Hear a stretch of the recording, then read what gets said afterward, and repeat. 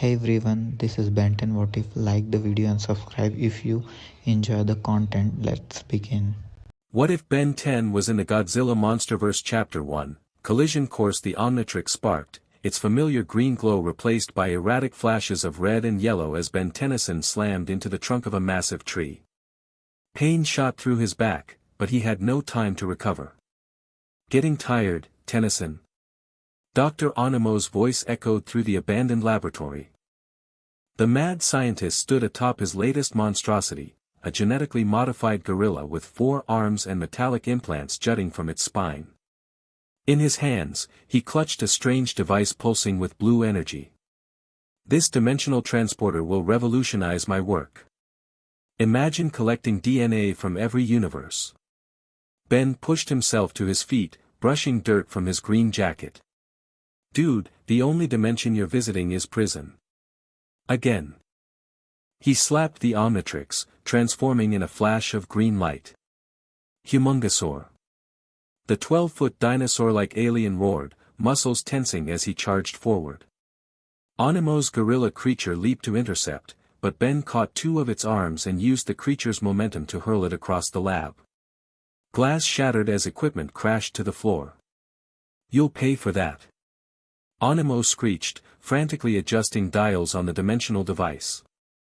Blue energy arced wildly from the machine. That thing's unstable, Ben called out, advancing toward Animo. Put it down before you tear a hole in reality or something. Always the hero, Animo sneered. Always trying to stop progress. This device will give me access to creatures beyond your imagination. Ben lunged forward, but the gorilla mutant recovered, grabbing his leg. He stumbled, crashing into a control panel. Sparks flew as his massive form crushed delicate electronics. The dimensional device in Animo's hands began to vibrate violently, its blue glow intensifying. What's happening? Animo's confidence faltered as the device shook in his grasp. Nothing good, Ben growled. He broke free from the gorilla's grip and reached for Animo, but it was too late. The device exploded in a blinding flash of light. Ben felt the Omnitrix surge with energy as reality itself seemed to tear open before him. A swirling vortex of blue and white energy expanded from where Animo had been standing. No! Ben shouted as he felt himself being pulled toward the rift. He dug Humongosaur's claws into the floor, leaving deep gouges in the concrete. The pull intensified. The lab, Animo, and everything else blurred together as Ben lost his grip. The vortex swallowed him whole. Falling. Tumbling through nothingness. Ben's consciousness flickered as the Omnitrix beeped frantically against his wrist. He was human again, the watch unable to maintain his transformation through whatever dimensional corridor he was traversing. Flashes of strange worlds surrounded him, landscapes with purple skies, oceans floating in midair, cities built on the backs of enormous creatures. The Omnitrix sparked and glitched, cycling through alien silhouettes on its own. This is bad, Ben muttered to no one. Gwen. Grandpa. Anyone. Only the howling of interdimensional wind answered. The Omnitrix suddenly flared bright green, as if fighting against some external force. Pain shot up Ben's arm as the watch overheated against his skin.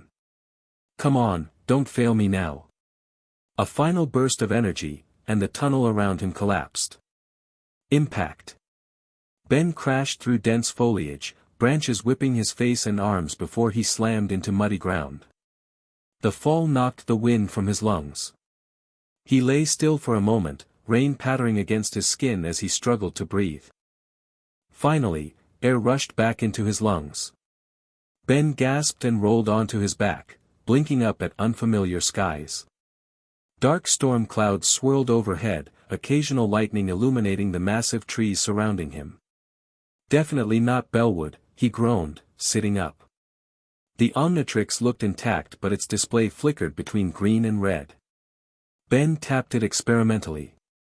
The holographic alien selection appeared but glitched erratically, alien silhouettes distorting before stabilizing. At least it's not completely fried, he muttered. Thunder rumbled overhead as Ben took stock of his surroundings. The jungle around him was unlike anything he'd seen before. The vegetation was enormous, prehistoric looking. Massive ferns and trees towered overhead, creating a canopy that blocked most of the stormy sky. Ben stood up shakily, wiping mud from his jeans. "Hello? Anybody here?" Only jungle sounds answered, strange, unsettling calls from unseen creatures and the constant drumming of heavy rain. Priority 1, figure out where I am, Ben said to himself, falling back on the training Grandpa Max had drilled into him. Priority 2, find civilization. Priority 3, get home. A deafening roar shattered the jungle's background noise, so powerful that Ben felt it vibrate in his chest. He froze, eyes widening as birds erupted from the canopy in panicked flight. Priority 0, don't die, he amended. The ground trembled with heavy footsteps heading in his direction.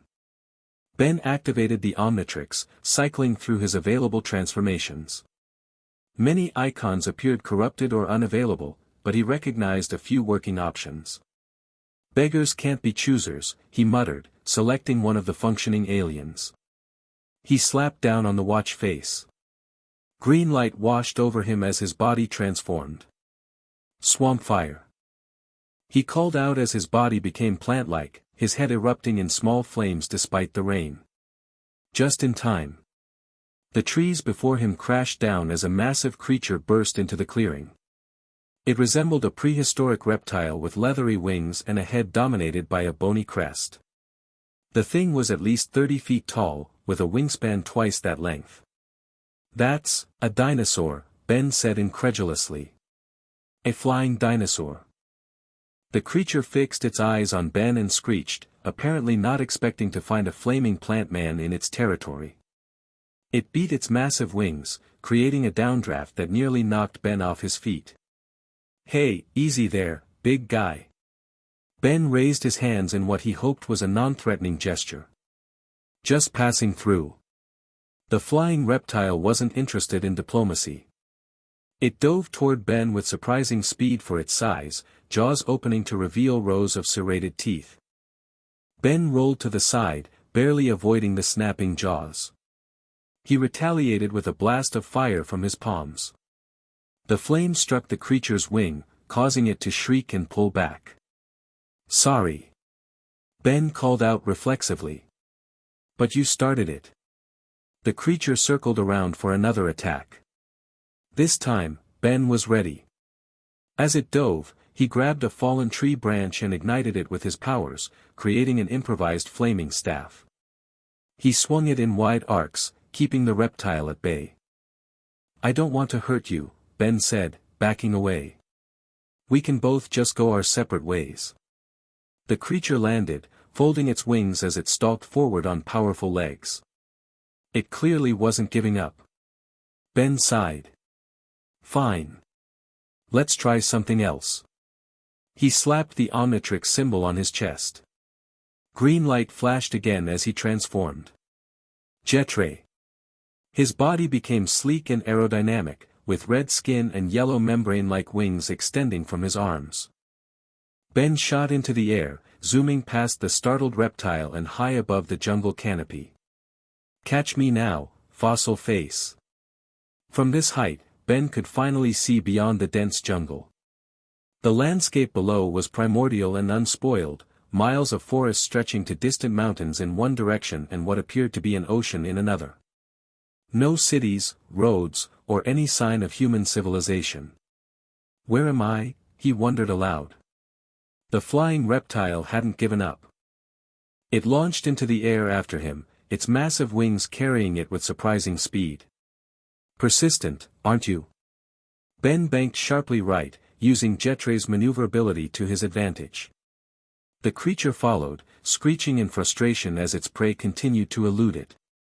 Ben fired neuroshock blasts from his eyes and tail, not aiming to hurt but to discourage pursuit. "Take the hint already." A much louder roar suddenly echoed across the sky, causing both Ben and the flying reptile to freeze midair. The sound was deeper, more primal, and much, much bigger. The flying reptile's demeanor changed instantly.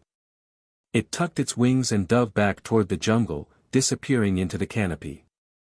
"That can't be good," Ben muttered. In the distance, the sea began to churn. Something massive was rising from the depths, something that dwarfed even the flying reptile that had just attacked him. Ben hovered uncertainly, curiosity warring with survival instinct. "I should probably get out of here." Before he could decide, the Omnitrix began to beep and flash red. "No, no, not now." Ben pleaded with the device as the familiar warning tone indicated an imminent timeout. The transformation reversed in midair, green light washing over him as human form replaced alien. For one terrible moment, Ben Tennyson hung suspended thousands of feet above the jungle. Then gravity took hold. Ben plummeted toward the canopy below, arms windmilling uselessly. "Come on," he shouted, slapping desperately at the Omnitrix. The device remained stubbornly red, recharging after the dimensional stress and consecutive transformations. The treetops rushed toward him. Ben closed his eyes, bracing for impact. And felt something snag the back of his jacket. His descent halted jarringly, nearly dislocating his shoulders. Ben opened his eyes to find himself dangling from the talons of another flying creature, smaller than the one he'd fought but still larger than any bird he'd ever seen.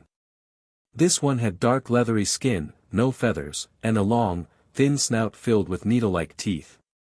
"Not sure if this is a rescue or takeout," Ben muttered, trying to see what had grabbed him. The creature banked toward a mountain ridge visible in the distance, carrying Ben effortlessly through the air. Below, the jungle continued for miles, occasionally broken by rivers or rocky outcroppings. Ben caught glimpses of other massive creatures moving through the trees or wading through swampy areas. "Definitely not Earth," he concluded. "At least, not my Earth." After several minutes of flight, the Omnitrix's display finally shifted from red back to green. Ben grinned, hope surging through him. "Sorry, but I'm getting off this ride."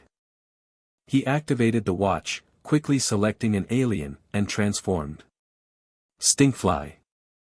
The sudden increase in weight and change in shape caused the flying reptile to screech in surprise and release its grip.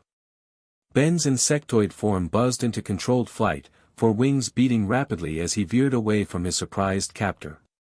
The creature screeched and pursued, clearly unwilling to lose its meal.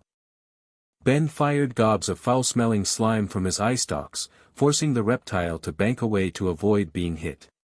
"That's right, I'm not worth the trouble." Ben called over his shoulder as he put distance between them. Free to choose his direction, Ben flew toward the mountain ridge.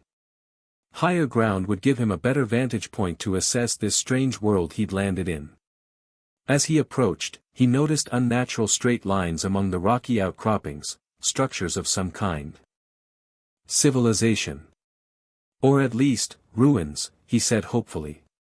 Ben landed on a flat area near what appeared to be ancient stone structures, massive blocks arranged in formations that couldn't be natural. The style reminded him vaguely of Mayan or Aztec ruins he'd seen in textbooks, but with strange, swirling patterns carved into the weathered stone.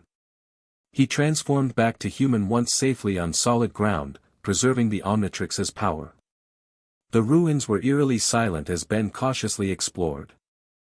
Many of the carvings depicted giant creatures, some resembling the flying reptiles he'd encountered, others far more bizarre and massive. "These look like monsters," Ben said, tracing a carving of what appeared to be a massive lizard-like creature with spines along its back. "Or gods." One wall displayed a scene that made Ben stop in his tracks.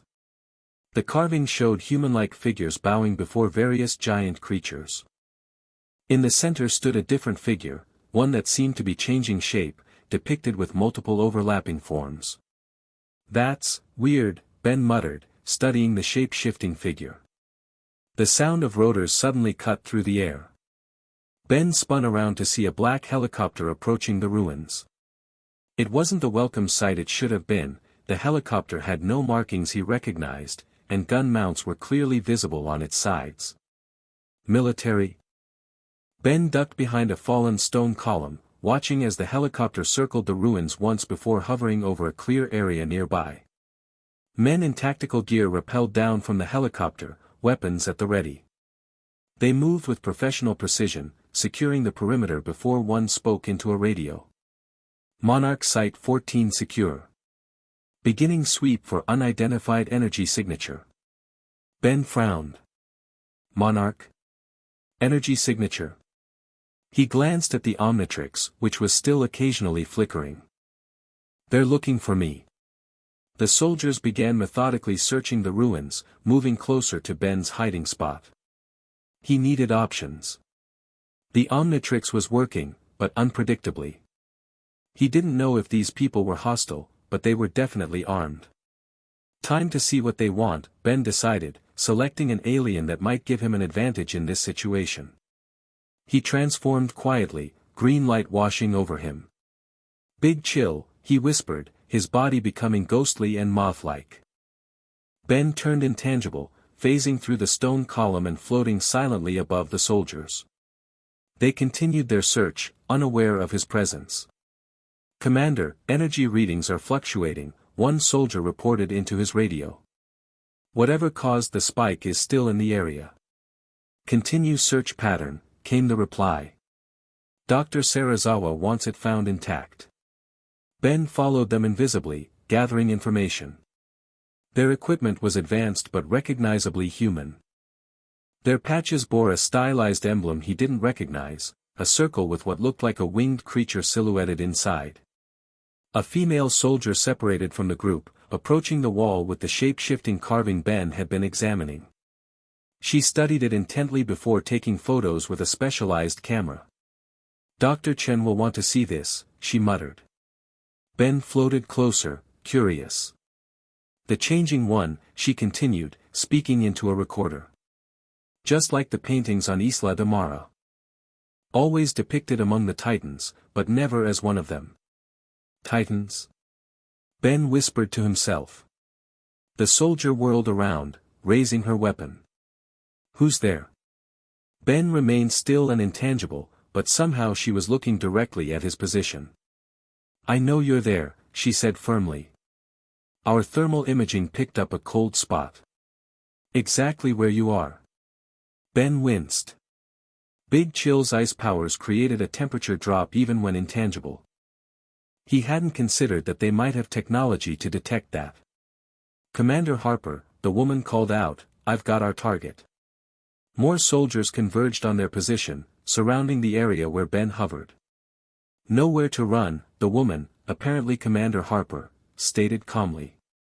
"We're not here to hurt you, but we need to understand what you are and how you got here." Ben considered his options. These people clearly knew something about this world. They might even be able to help him get home. And if things went bad, well, he still had the Omnitrix. He descended slowly, turning visible but remaining in his Big Chill form. The soldiers tensed but didn't fire. "I'm looking for answers too," Ben said, his voice ethereal and chilling. "Starting with where exactly I am."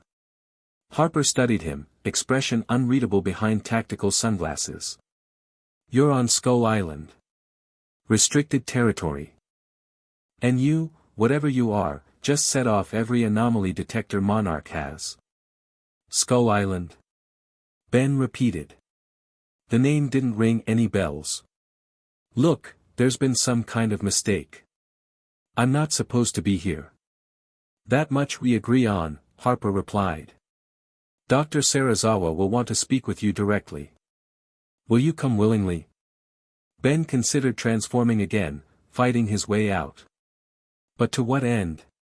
He was clearly in an unfamiliar world, possibly an entirely different dimension. These people might be his best chance at figuring things out. "I'll come," Ben decided. "But I keep my freedom to leave if I don't like what I hear." Harper smirked slightly. "That assumes you can leave. But we'll cross that bridge when we come to it." She gestured to the helicopter. "After you, cold spot." The helicopter journey lasted nearly 2 hours. Ben remained as Big Chill, partly because the soldiers seemed less nervous with him in a form they could at least categorize as non-human, rather than watching him transform, and partly because the Omnitrix was still behaving unpredictably. He didn't want to risk changing back to human only to find himself unable to transform again if things went south. They flew over miles of pristine jungle, eventually reaching the coast where a massive ship waited, part aircraft carrier, part research vessel. The deck was crowded with helicopters, scientific equipment, and personnel in both military and civilian dress. "Welcome to the USS Argo," Harper said as they descended toward the helipad. "Monarch's mobile command center." "Impressive," Ben admitted. "You guys must have serious funding. When you're studying what we study, governments tend to open their wallets." The helicopter touched down, and Ben was quickly escorted below decks. The corridors were a hive of activity, scientists rushing between labs, military personnel manning security stations, and walls covered with maps and strange images of enormous creatures. Ben was led to what appeared to be a secure laboratory. Glass walls revealed advanced scientific equipment, computers, and monitoring stations. Several people in lab coats looked up as he entered, expressions ranging from fear to fascination. "Is that him?" asked one scientist, a middle-aged Asian man with intense eyes and a calm demeanor. "The source of the energy readings, yes," Harper confirmed. "Found him at the ruins, just as you predicted." The man approached cautiously, studying Ben with undisguised interest. "I am Dr. Ishiro Serizawa." "And you are?" Ben hesitated, then decided there was little point in hiding. He touched the Omnitrix symbol on his chest, transforming back to human form in a flash of green light. Gasps filled the room as Ben Tennyson, 16-year-old human, stood where the ghostly alien had been moments before. "I'm Ben," he said simply. "Ben Tennyson. And I think I'm a long way from home." Serizawa's expression remained remarkably composed, though his eyes widened slightly. "Fascinating. You appear human, yet clearly are not. Or not entirely." "I'm human," Ben corrected. "This is just tech." He lifted his wrist, showing the Omnitrix. "It lets me transform into different alien species." "Alien?" A younger scientist approached, adjusting her glasses. "As an extraterrestrial?" "Yeah. I've got DNA from about 70 different species loaded in here. Though not all of them are working right now." Harper crossed her arms. "You expect us to believe you're just some kid with a watch that turns you into monsters?" "Aliens," Ben corrected again. "And yes, that's exactly what I am. Where I come from, this isn't even that weird." "And where exactly is that?" Serizawa asked quietly. Ben sighed. "That's the problem. I'm not from this dimension, or reality, or whatever you want to call it. I was fighting a bad guy named Dr. Animo who had stolen some dimensional tech. It malfunctioned, created a portal, and here I am." Silence fell over the lab as the scientists exchanged glances. Finally, Serizawa spoke.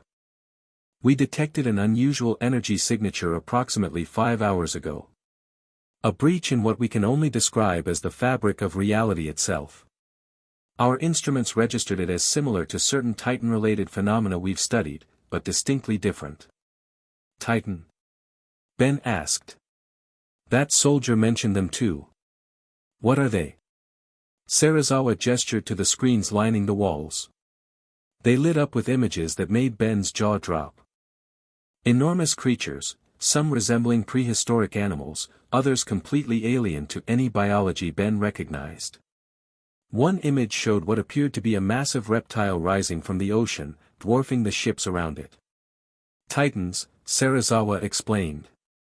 "Ancient alpha predators that dominated the Earth long before mankind. Some slumber beneath the Earth, others hide in the deepest oceans. Monarch exists to study them, understand them, and when necessary, contain them." Ben stared at the images. "So those flying things that tried to eat me. Merely surface creatures," Harper said dismissively. The smallest of the Skull Island ecosystem. Nothing compared to Kong. Kong. The guardian of this island, Serizawa explained. A titan who protects his territory and the indigenous people who worship him. Ben felt a headache forming. So I've landed in a world full of giant monsters that normal humans somehow haven't noticed. A new voice joined the conversation. Not exactly unnoticed. Just carefully managed information. Ben turned to see a teenage girl entering the lab. She looked about his age, with shoulder-length brown hair and an expression that suggested she wasn't easily impressed. Madison, Serizawa greeted her. I thought you were assisting your mother with the bioacoustic analysis. I was, until everyone started talking about the boy who turns into monsters. She approached Ben, studying him critically. So you're what caused all the excitement. Madison Russell, Serizawa introduced. Daughter of Doctors Mark and Emma Russell, two of our leading Titan specialists. Ben nodded awkwardly. Nice to meet you. And again, they're aliens, not monsters. Madison shrugged. Semantics. The real question is how you got here and whether your arrival is connected to the unusual Titan activity we've been monitoring. Unusual how? Ben asked. Harper shot Madison a warning look, but Serizawa nodded for her to continue. Increased movement from dormant specimens, Madison explained. Synchronized behavioral patterns across isolated individuals. It's like they're all responding to something. Something that happened right around when you showed up. Ben looked down at the Omnitrix. The dimensional breach, it must have affected them somehow. Or they sensed it, Serizawa suggested. Titans possess sensory abilities far beyond our understanding. They perceive things we cannot. The conversation was interrupted by an alarm. Red lights flashed throughout the lab as personnel rushed to monitoring stations. What's happening? Ben asked. Harper was already checking a tablet that had just been handed to her. Her expression darkened. Outpost 54 has gone dark. All communication lost 5 minutes ago. Last transmission reported unusual biological readings. Where's Outpost 54? Madison asked, suddenly tense. Amazon Basin, Serizawa replied grimly. Monitoring the dormant Titan designated Behemoth. Ben had a sinking feeling in his gut. This Animo guy I mentioned, he's big into genetic manipulation. Creates mutant animals, tries to take over the world, typical mad scientist stuff. If he came through the portal with me. Harper turned to him sharply. You didn't mention anyone else coming through.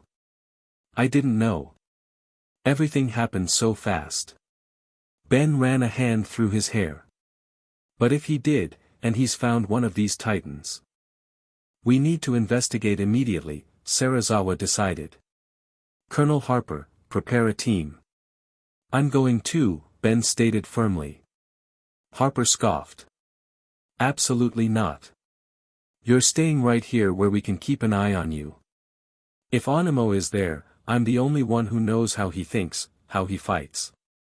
Plus, hello. Ben tapped the Omnitrix. Superpowers. Serizawa studied Ben for a long moment.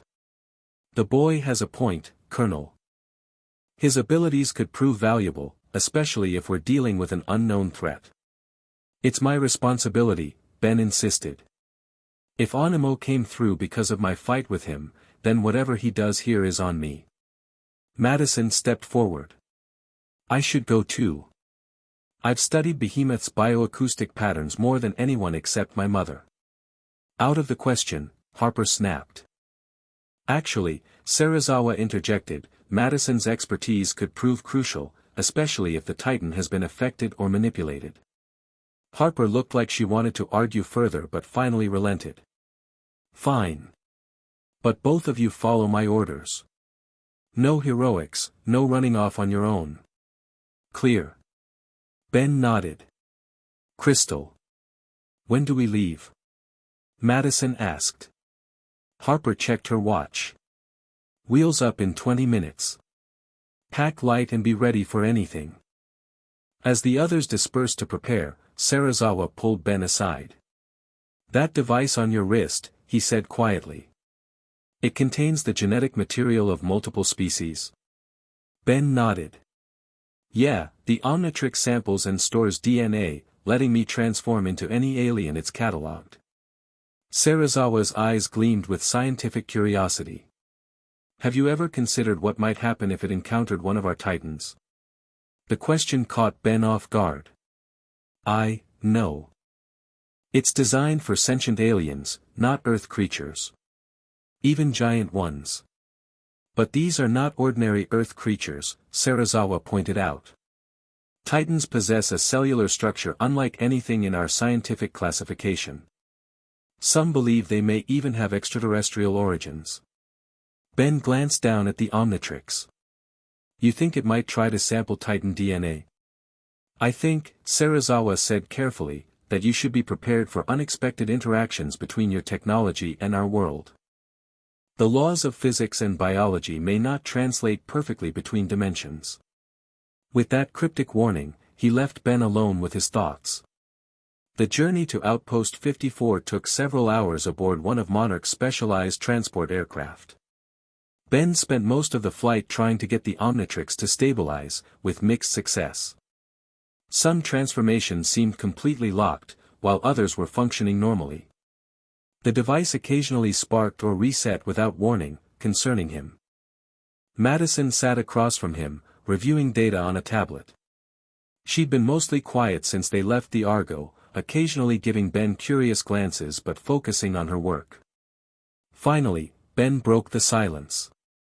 So, your parents study these Titan things? Madison looked up. Yes. My mother specializes in bioacoustics, studying how Titans communicate. My father focuses more on behavior and containment. And you just, go along for the ride? She shrugged. I grew up in Monarch. Most kids get bedtime stories, I got lectures on prehistoric apex predators and ancient mythologies. After a while, you either run away screaming or you get interested. I get that, Ben said, thinking about his own childhood since finding the Omnitrix. Normal isn't really an option once you've seen what's really out there. Madison studied him with renewed interest. What's it like? Changing into those creatures? Ben considered the question. It's hard to explain. Each one feels different. I'm still me, still thinking like me, but I can feel their instincts, their natural abilities. Some are easier to control than others. Do you have a favorite? Depends on the situation, Ben replied with a slight smile. 4 arms is great in a straight-up fight. XLR8 when I need speed. Big Chill for stealth. And the one you haven't shown us yet? The one you're saving for when things go really wrong. Ben raised an eyebrow, impressed by her perception. Way big. But he's, well, big. Like, really big. Not exactly subtle. How big? About 100 feet tall. Madison's eyes widened slightly. That's, actually not that big compared to some titans. Godzilla stands nearly 400 feet tall. Godzilla? The alpha predator. King of the monsters, some call him. Ancient apex species that feeds on radiation. Mankind has been building temples to him for thousands of years. Ben whistled. And here I thought Vilgax was intimidating. Before Madison could ask who Vilgax was, Colonel Harper approached from the cockpit. We're 15 minutes out from the outpost, she informed them. Satellite imagery shows structural damage but no large-scale destruction. No sign of Behemoth having emerged from dormancy. What about life signs? Madison asked. Inconclusive. There's unusual interference with our scanning equipment. Harper fixed her gaze on Ben. Possibly related to whatever came through that portal with you. If it's Animo, he's probably set up jamming equipment, Ben suggested. He's crazy but smart. Likes to work without interruption. We'll do a flyover assessment, then insert via rappel lines, Harper continued. The research team will secure any surviving personnel and data. The tactical team will secure the perimeter and neutralize any hostile elements. And me? Ben asked. You stay with me, Harper said firmly. I want those transformation abilities where I can see them. The transport began its descent, the engines shifting to a lower pitch as they approached the Amazon basin.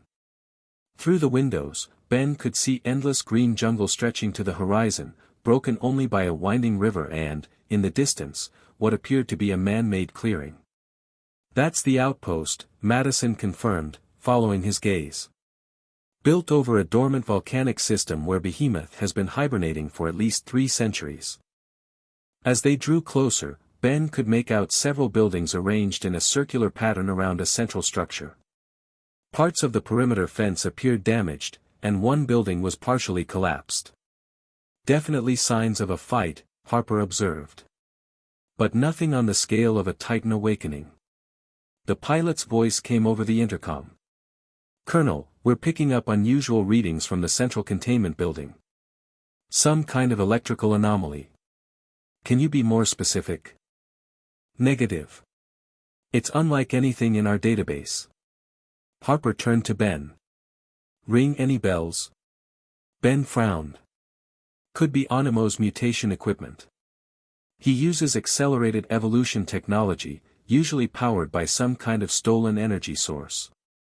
Set us down in the secondary landing zone, Harper ordered into her comm, we'll approach on foot. The transport landed in a clearing about half a mile from the outpost. The rear ramp lowered, and Harper's team, 8 soldiers in tactical gear, plus 3 scientists in modified field equipment, disembarked quickly and efficiently. Ben activated the Omnitrix, cycling through available transformations. I should change before we head in. Better to be prepared. Harper nodded reluctantly. Just pick something that won't scare my people into shooting you. Ben selected an alien and slapped down on the Omnitrix. Green light flashed as his body transformed. Wild mutt. He growled, his form changing into a large, orange-furred creature without eyes but with enhanced senses of smell and hearing. Harper took an involuntary step back. What the hell is that? Vulpomancer, Madison explained, reading from her tablet where she'd been taking notes on Ben's transformations. No eyes, but enhanced senses. Good for tracking. Ben growled in confirmation, already picking up unfamiliar scents from the direction of the outpost. He padded forward, gesturing with his head for the others to follow. They moved through the jungle with Ben in the lead, his sensitive nose and hearing guiding them toward the outpost while also watching for threats. The Vulpomancer's abilities let him construct a 3-dimensional awareness of his surroundings that was, in many ways, superior to vision. As they approached the perimeter fence, Ben suddenly stopped, hackles rising. He growled low in his throat, pointing toward a section of the fence that appeared intact but smelled wrong. Harper signaled for her team to halt, then whispered, "What is it?" Ben couldn't answer verbally in this form, but he made a series of gestures that Madison surprisingly interpreted. He's saying there's something hiding there. Multiple somethings. Harper signaled 2 of her soldiers forward. They approached cautiously, weapons ready. The attack came without warning. Something burst from the underbrush, something that should not exist. It resembled a spider but was the size of a large dog, with metallic implants grafted onto its exoskeleton and what looked like small energy weapons mounted on its back. Contact, shouted one soldier before the creature spat a glob of webbing that encased his torso, pinning his arms. More of the spider creatures emerged, at least a dozen surrounding the team with unnatural coordination. Ben leaped into action, tackling the nearest spider and ripping through its mechanical components with powerful claws. The creature screeched, a sound no natural spider should make, and tried to inject him with fawn-like probes that extended from its mouth. Harper's team opened fire, but the spiders moved with extraordinary speed, dodging bullets or using the thick jungle foliage as cover. 3 more soldiers were immobilized by webbing before they could adjust their tactics. Fall back to defensible position. Harper ordered, firing controlled bursts at the creatures. Madison had taken cover behind a fallen tree, using what looked like a sonic device to disorient several spiders that got too close. These aren't natural. They've been modified. Ben fought his way to her side, dispatching 2 more spiders en route. He slapped the Omnitrix symbol on his shoulder, transforming again. Heat blast. Fire erupted across his body as he changed into a magma-based life form. Everyone get down. Harper shouted a command, and her remaining mobile soldiers hit the dirt. Ben raised his hands and released a circular wave of flame that swept through the underbrush, illuminating dozens of hiding spider creatures and setting the vegetation ablaze. The spiders retreated from the flames, their movements suddenly less coordinated. They're receiving commands, Ben realized aloud. And the fire is interfering with the signal. The outpost has a communications array, one of the scientists called out. Someone could be using it to control these things. Ben created a path of fire leading toward the outpost perimeter. This way. The flames will keep them back. The team regrouped, freeing their webbed colleagues with combat knives. They advanced along Ben's fire corridor, eventually reaching the outpost's main gate. The facility beyond looked like it had been hastily repurposed. Scientific equipment had been dragged out of buildings and reconfigured in the central courtyard. Cables and makeshift power conduits snaked across the ground, all leading to the central containment building. No sign of personnel, Harper noted grimly. Either evacuated or taken, Madison finished. Look. She pointed to several large cocoons attached to the side of one building. Human shapes were visible within. They're alive, Ben confirmed, sensing heat signatures with his heat blast form. Just immobilized. We need to get to the containment building, one of the scientists urged. If Behemoth has been disturbed. A loud, cackling laugh echoed across the compound, amplified by the outpost speaker system. Too late, I'm afraid. The voice was unmistakable to Ben. Animo, he growled. A figure appeared on the roof of the containment building, a man with pale green skin, wild white hair, and a device resembling an antler helmet on his head. Dr. Aloysius Animo. Tennyson.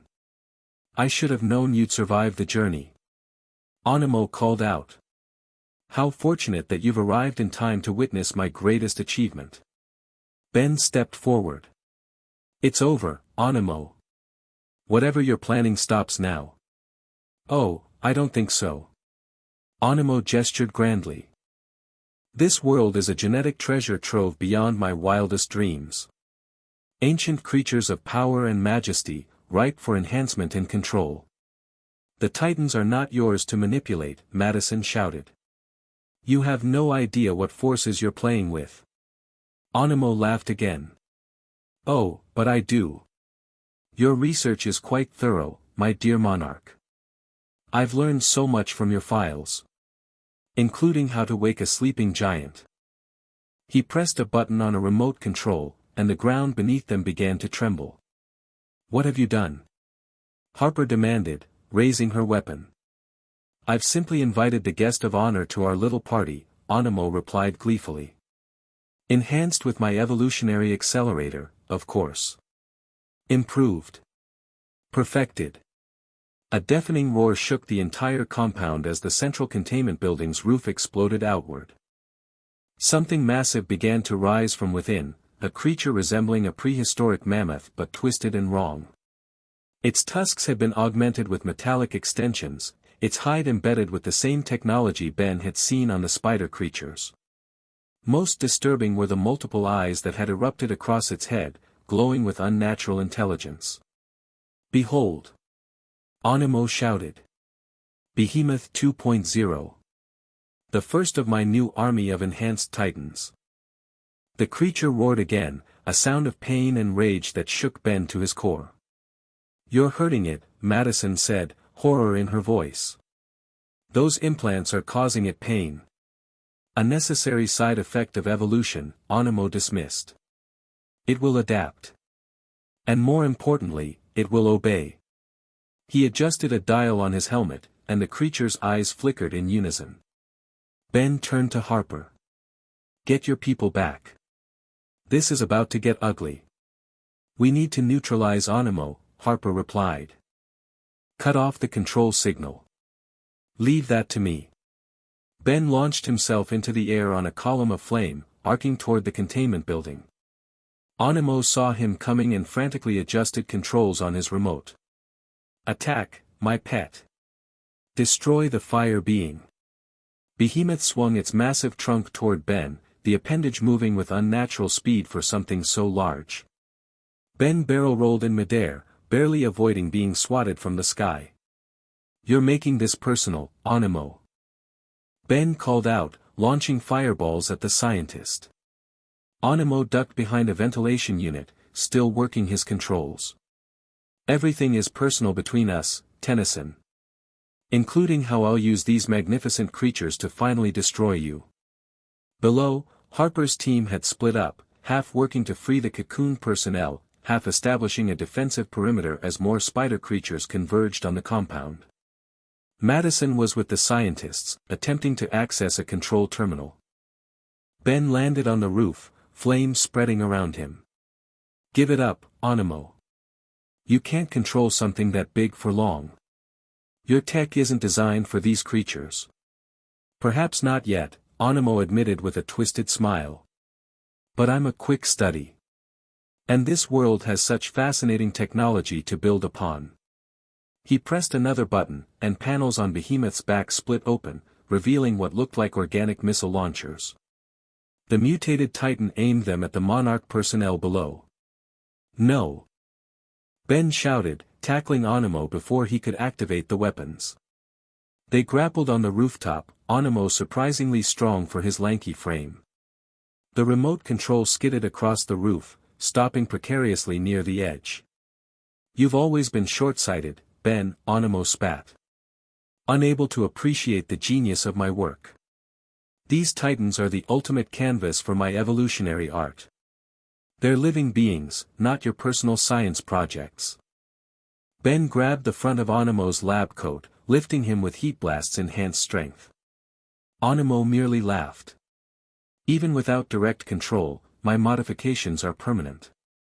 That creature is mine now, as will be all the others." A sudden explosion rocked the building. Madison had managed to activate some kind of defensive system, targeting the spider creatures with automated turrets that emerged from hidden bunkers around the perimeter. The distraction was all Animo needed. He kicked hard at Ben's fiery chest, the special material of his boots protecting him from the flames. Ben stumbled backward, momentarily off balance. Animo lunged for the remote, grabbing it and immediately entering a command sequence. "Behemoth. Destroy them all." The mutated Titan roared, the sound now overlaid with an electronic shriek from the implants embedded in its hide. It charged toward the Monarch team, each footstep shaking the ground. "No." Ben launched himself off the roof, flying directly at the charging Titan. He knew Heat Blast wasn't powerful enough to stop something this massive, but he had to try. The Omnitrix symbol on his chest began to flash erratically as he approached the Titan.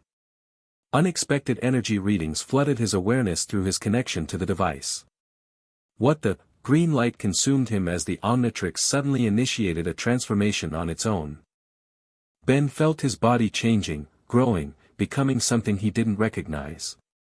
When the light faded, he found himself nearly eye level with Behemoth, his body transformed into a massive, crystalline entity. He resembled Diamond Head, one of his alien forms, but vastly larger and with configurations he didn't recognize. "Whoa," Ben managed, his voice deeper and resonating through his crystalline form. "Did the Omnitrix just upscale me?" There was no time to contemplate the change. Behemoth charged into him, tusks crashing against his crystal body. Ben dug his feet into the ground, arms braced against the Titan's massive head, straining to halt its momentum. "This isn't happening," he grunted, crystal spikes erupting from his arms and embedding into the ground for additional leverage. Incredibly, he managed to stop Behemoth's charge, the two Titans locked in a momentary stalemate. Ben could feel the Omnitrix drawing unprecedented power, fueling his enlarged form. From the roof, Animo watched in shock. Impossible. The boy's device is adapting to the Titan's energy signature. Madison and Harper had regrouped with the scientists, staring up at the battle of giants with awe. The readings are off the charts, one scientist reported, checking a handheld scanner. His transformation is somehow resonating with Behemoth's bioenergy field. Ben pushed back against the Titan, finally gaining the upper hand. With a massive heave, he lifted Behemoth and threw the creature away from the personnel. Behemoth crashed into an empty building, bringing it down in a cloud of dust and debris. Ben advanced, generating crystal projectiles from his hands and launching them at the control implants visible on Behemoth's back. Several shattered on impact, causing the creature to roar in what sounded like relief. "I'm trying to help you," Ben called out to the Titan, unsure if it could understand. "Those things are hurting you. Let me get them off." Behemoth rose unsteadily, shaking its massive head as if confused. The remaining implants sparked and pulsed, clearly malfunctioning without the destroyed components. "No!" Animo screeched, frantically working his remote. "Obey me. Obey." The implants on Behemoth flared with energy, causing the creature to trumpet in pain. It charged again, but its movements were erratic, uncoordinated. Ben braced for impact, generating a massive crystal shield. Behemoth crashed into it, cracking the shield but also further damaging the implants on its head. "I need to remove those devices," Ben called down to the Monarch team. "Without killing it. The primary control node should be at the base of the skull." Madison shouted back.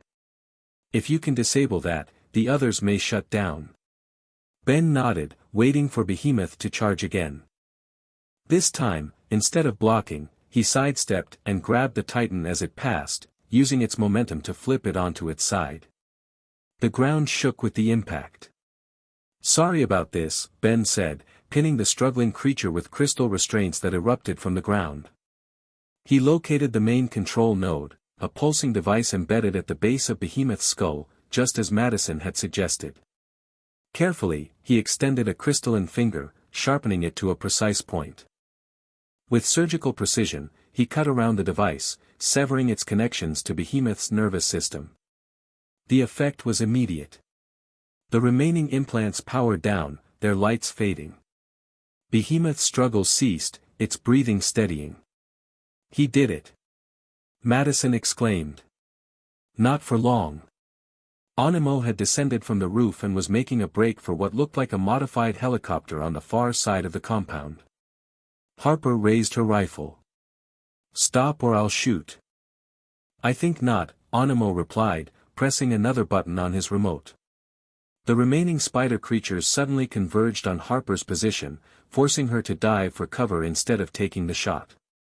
Animo reached the helicopter and quickly began powering up its systems. Ben was torn between staying with the injured Titan and pursuing Animo.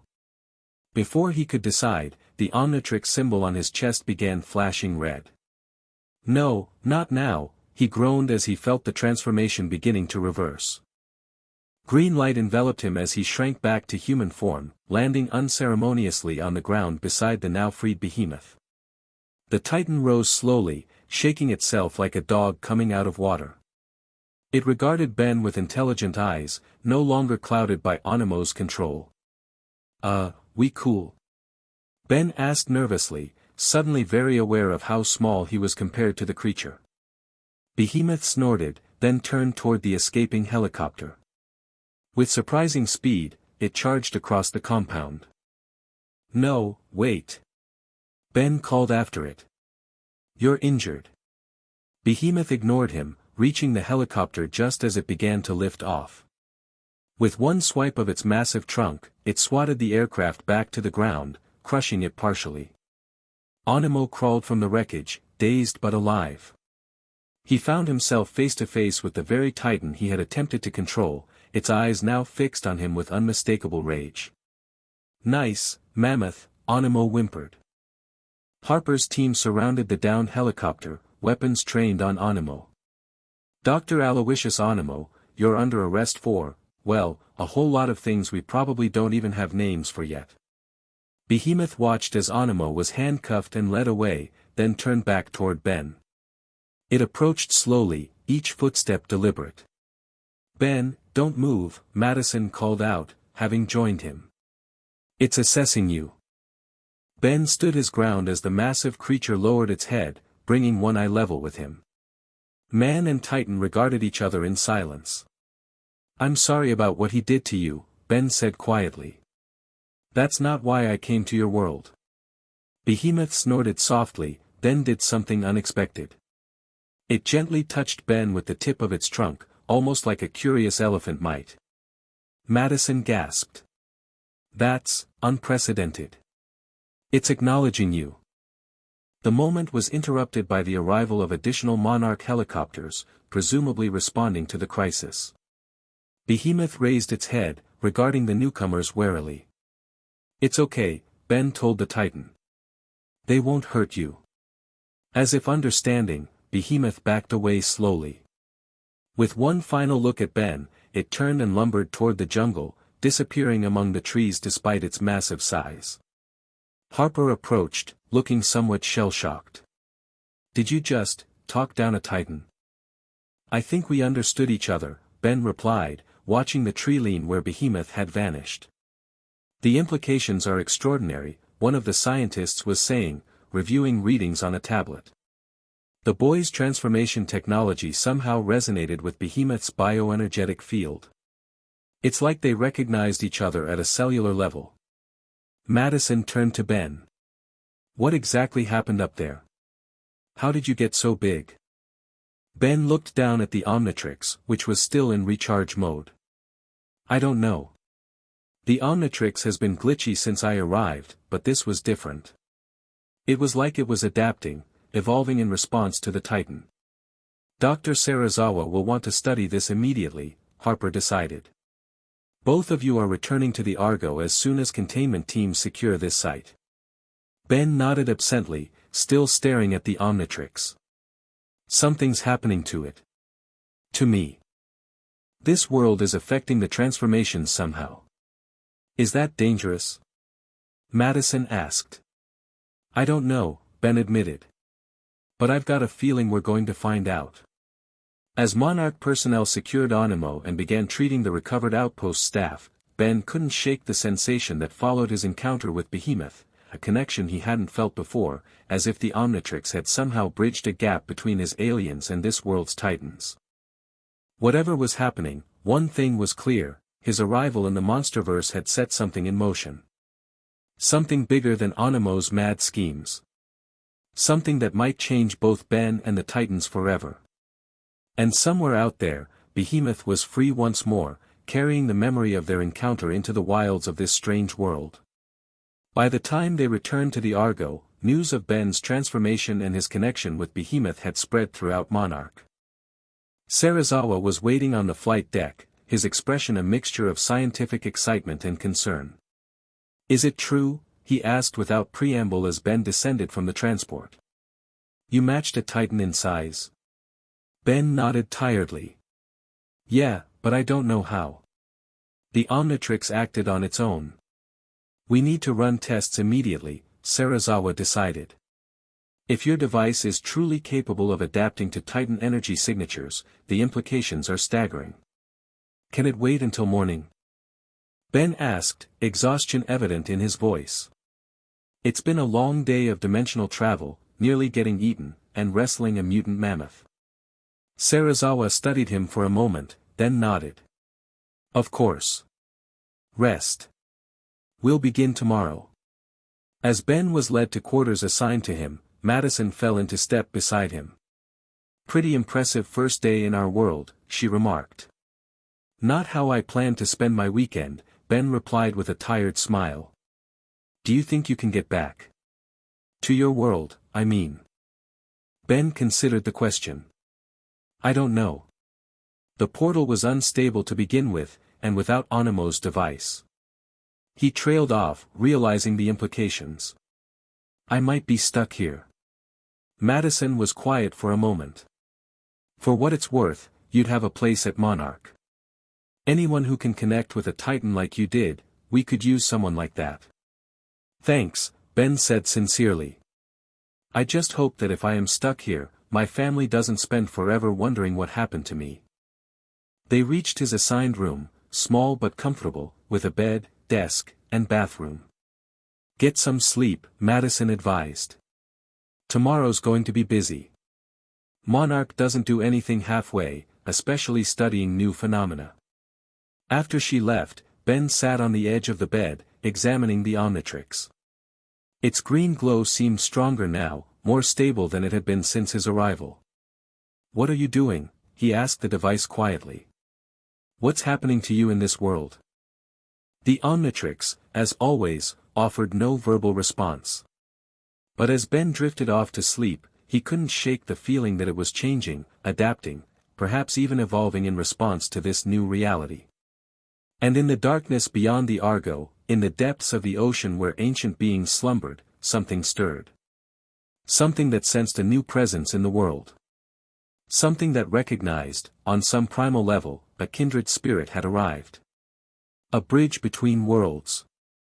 Chapter 2, Gods Among Us. Ben woke to alarms blaring through the Argo.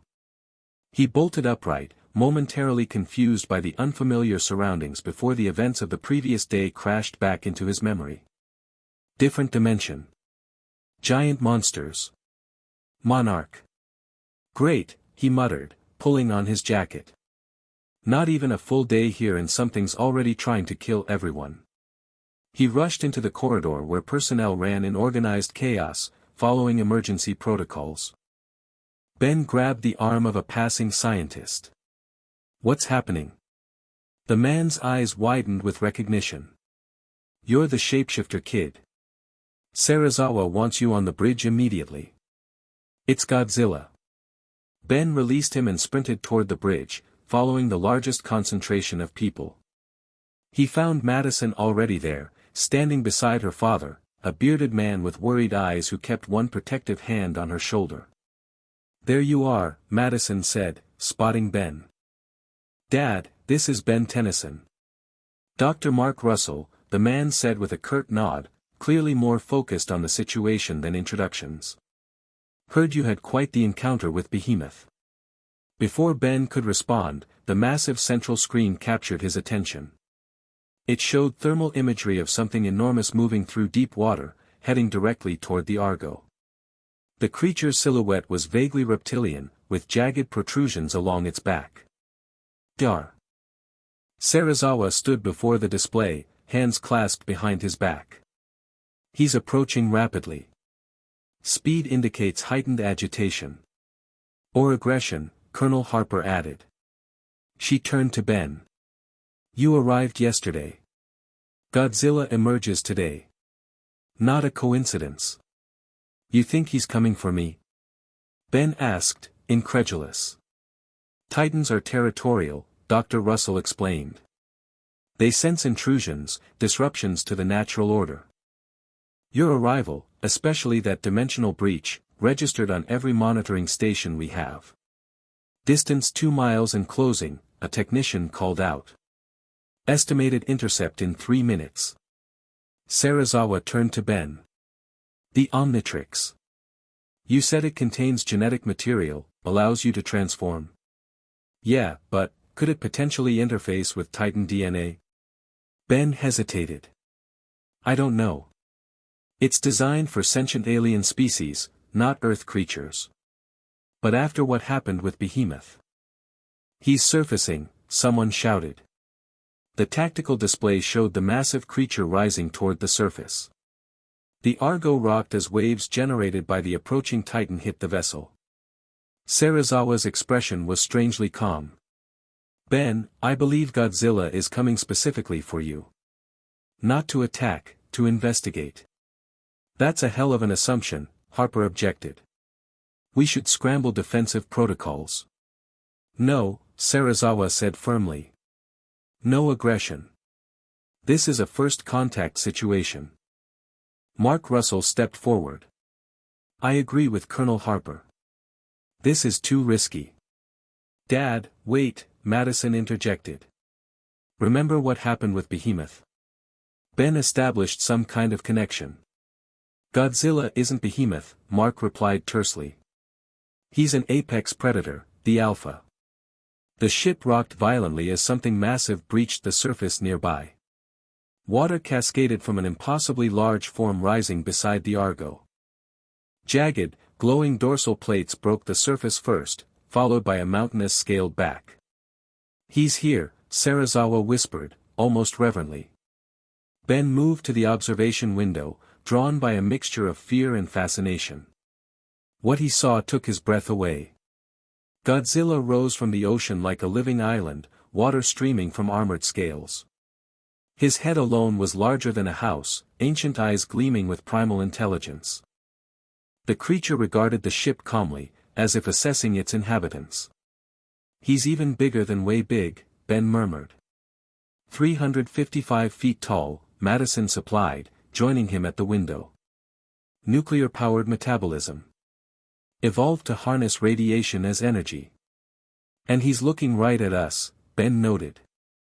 The Titan's gaze seemed fixed on their position. Not us, Serizawa corrected, stepping closer. You. As if confirming his words, Godzilla moved deliberately closer to their section of the ship. His massive head lowered, bringing one enormous eye level with the observation window. Ben felt a strange sensation from the Omnitrix, a subtle vibration against his wrist, almost like a resonance. The watch, he said quietly. It's reacting to him. And he to it, Serizawa observed. This is extraordinary. Godzilla emitted a low rumble that vibrated through the entire ship. The sound wasn't aggressive but quizzical, almost like a question. I think he wants to know what you are, Madison suggested. Can you? I don't know, answer him somehow. Ben looked down at the Omnitrix. Maybe. The watch samples and stores DNA. It might be able to recognize something about his genetic structure, establish some kind of baseline communication. That's insanely dangerous, Mark objected. You want to what, transform into a mini-Godzilla? I don't think that's possible, Ben admitted. But maybe something close enough to establish contact. Harper stepped forward. Absolutely not. We don't know what effect that would have on either of you. The risk is mine to take, Ben countered. He looked at Serizawa. I'm right, aren't I? He's curious, not hostile. But that could change if he feels threatened. Serizawa nodded slowly.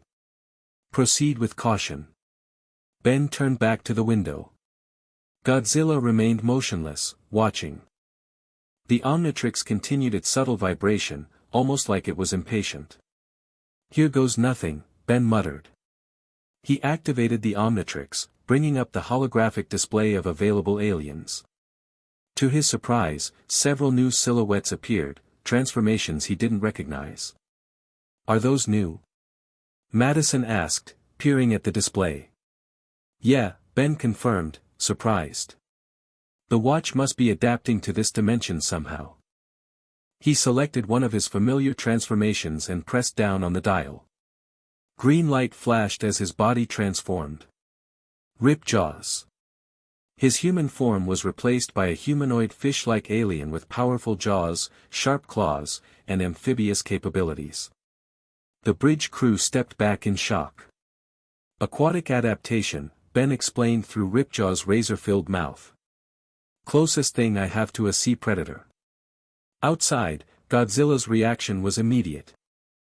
He pulled back slightly, dorsal plates flaring with blue energy. A deep, rumbling growl emanated from his massive form. He recognizes it as communication, Serizawa said excitedly. But not quite right. I need to get closer, Ben decided. He headed for the exit. Wait. Mark called after him. This is insane.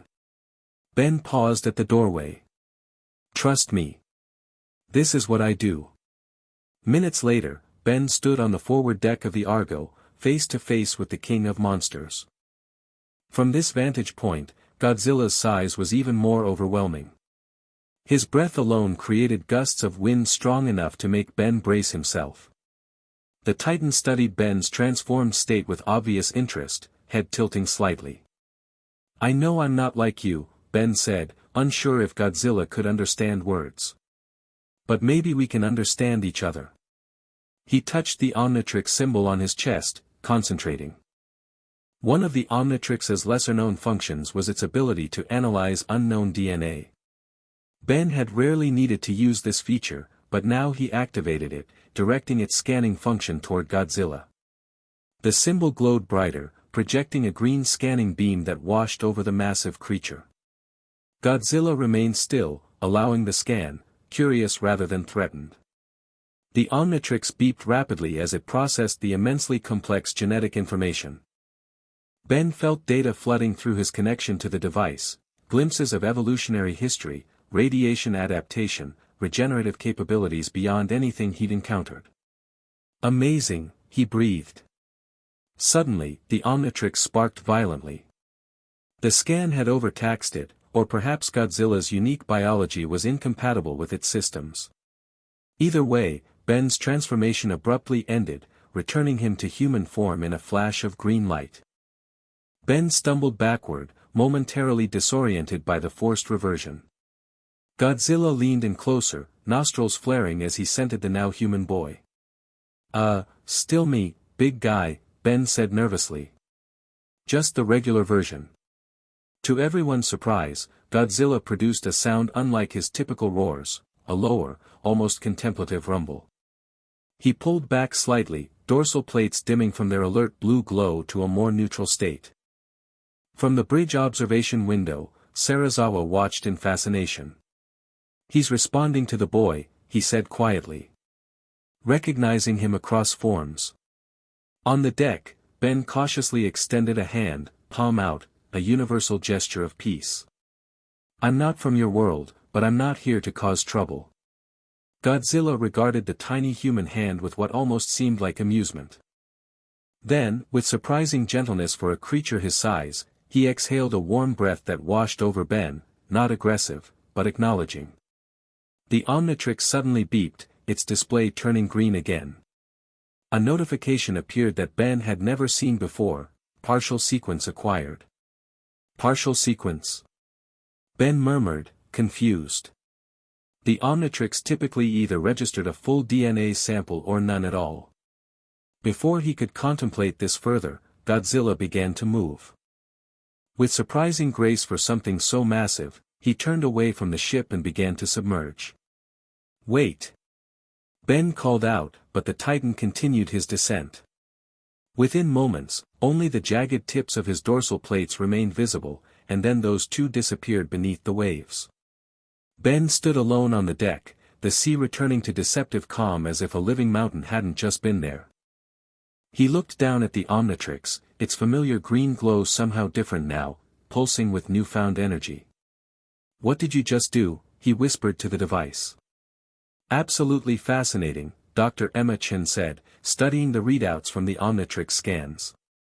The device actually attempted to process Godzilla's genetic structure. The Monarch scientists had gathered in the Argo's main laboratory, where Ben had agreed to let them analyze the data the Omnitrix had collected. Madison sat nearby, equally intrigued by the findings. "Not just attempted," Ben corrected. "It says it got a partial sequence. That's never happened before. Usually it's all or nothing. Titans defy conventional classification," Serizawa explained. "Their DNA contains structures we're still working to understand. Radiation-activated cellular regeneration, bionuclear processes, dormancy cycles that can last centuries." "So what does a partial sequence mean for you?" Madison asked. Ben shrugged. "No idea. The Omnitrix is designed to transform me into other species.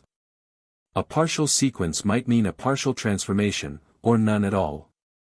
Or something new entirely," Chen suggested. "A hybrid form." The conversation was interrupted as Colonel Harper entered the lab, her expression grave. "We've got a situation," she announced without preamble. Outpost 33 in Nevada is reporting unusual seismic activity near a dormant Muto containment site. Which Muto? Serizawa asked sharply. Female. Juvenile. Recovered after the San Francisco incident. The atmosphere in the room shifted immediately, tension replacing scientific curiosity. What's a Muto? Ben asked. Massive unidentified terrestrial organism, Madison explained. Parasites that feed on radiation and reproduce rapidly. They nearly caused a global catastrophe a few years ago. And you're keeping one contained in Nevada? Ben asked incredulously. It was dormant, Mark Russell said, entering the lab. Harmless in chrysalis form. Until now, apparently. Harper turned to Ben.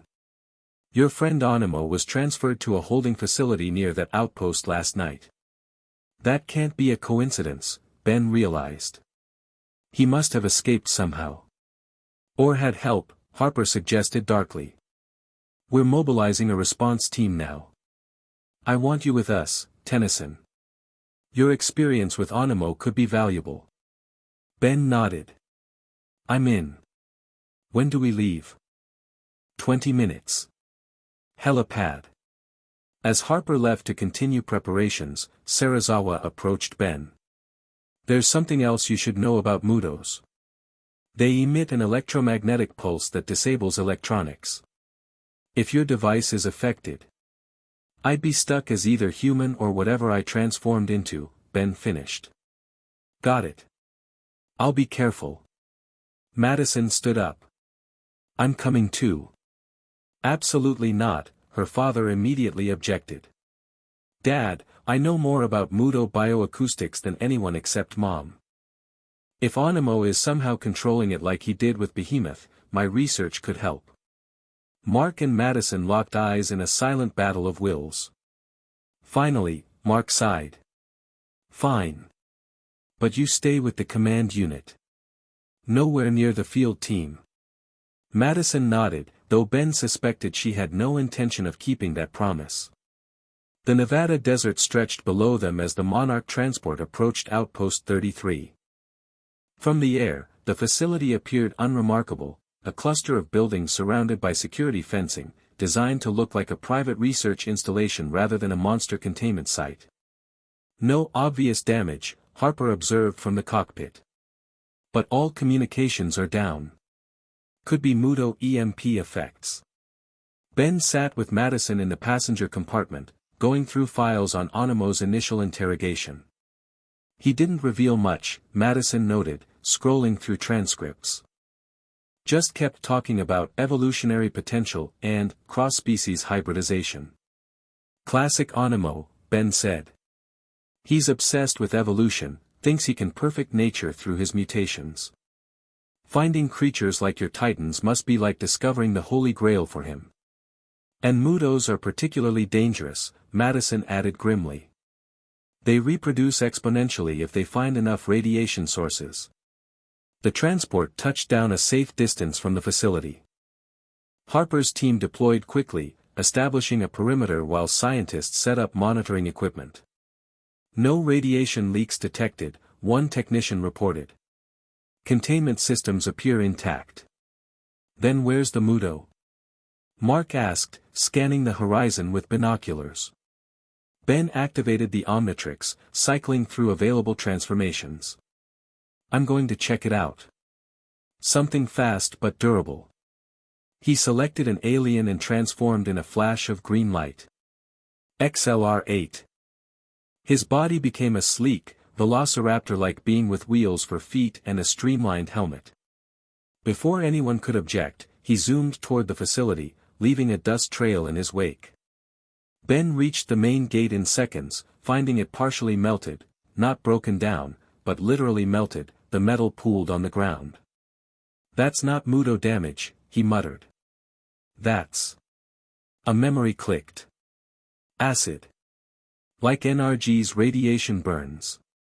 He sped through the compound, checking buildings systematically. Most were empty, with signs of hasty evacuation, abandoned equipment, half-eaten meals. No bodies, at least. The central containment building told a different story. Its massive reinforced doors hung open, the security systems disabled. Inside, Ben found the remnants of what must have been the Muto containment unit, a massive chamber now torn open from within. And painted on the wall in what looked disturbingly like blood, "Evolution cannot be contained." "Animo," Ben growled. He raced back to the perimeter to report his findings. "The Muto is definitely gone," he informed the team after transforming back to human. "And Animo left us a message." "How did he escape custody and breach a secure facility?" Mark demanded. Harper's radio crackled to life. "Colonel, we've got something on satellite. Moving northeast from the facility, massive heat signature." "Put it on screen," Harper ordered. The mobile command unit's displays lit up with thermal imagery of something massive moving across the desert landscape.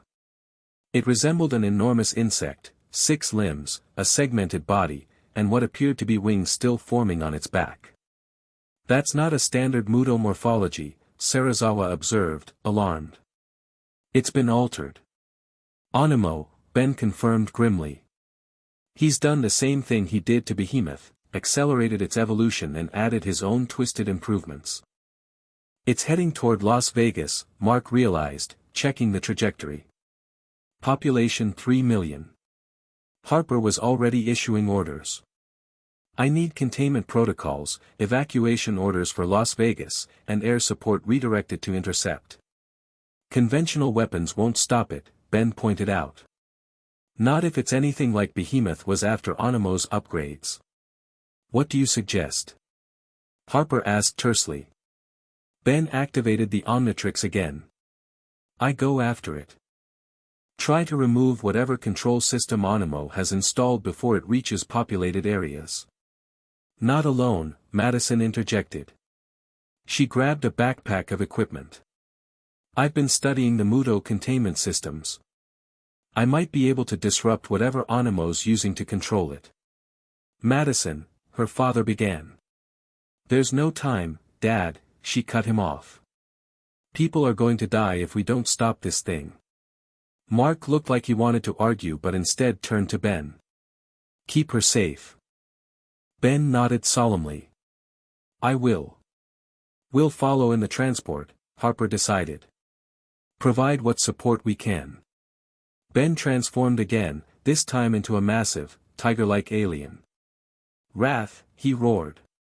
"Let me tell you something, weird bug monster thing. Nobody threatens innocent people while Wrath is around." Madison raised an eyebrow at the transformation's aggressive personality. "Is he always like this?" "Only when I'm angry." Ben growled. "Which is always when I'm Wrath. Now get on my back unless you want to be left behind." Madison hesitantly climbed onto the muscular alien's back. Ben took off at incredible speed, bounding across the desert landscape with powerful leaps that ate up the distance. They caught sight of the mutated Muto within minutes, a nightmare fusion of insect and reptile, easily 100 feet long. Its carapace gleamed with metallic implants similar to those Ben had seen on Behemoth, but more advanced. The creature moved with unnatural purpose, straight toward Las Vegas whose skyline was visible in the distance. "We need to get its attention," Madison shouted over the wind. "Draw it away from the city. Wrath has a better idea." Ben roared. "Wrath will punch it in the face until it stops moving." Before Madison could object to this less than subtle approach, Ben accelerated and launched himself at the creature's flank. His powerful fist connected with the armored hide, actually causing the massive beast to stumble sideways.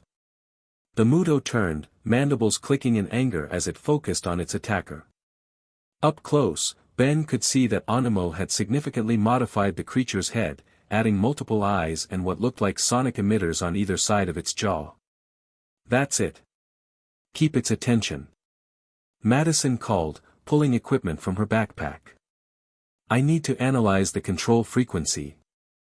Ben dodged a swipe from one massive limb.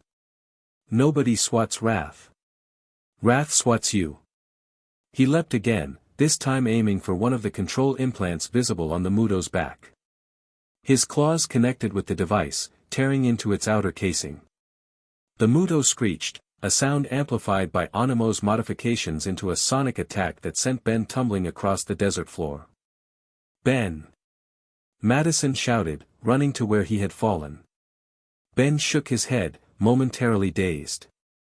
That wasn't very nice, he growled, the wrath personality still dominant despite the hit.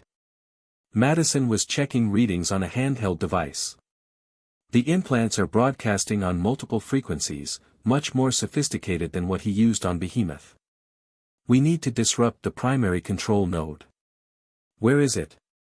Ben demanded, eyeing the Muto as it turned back toward Las Vegas, apparently dismissing them as threats.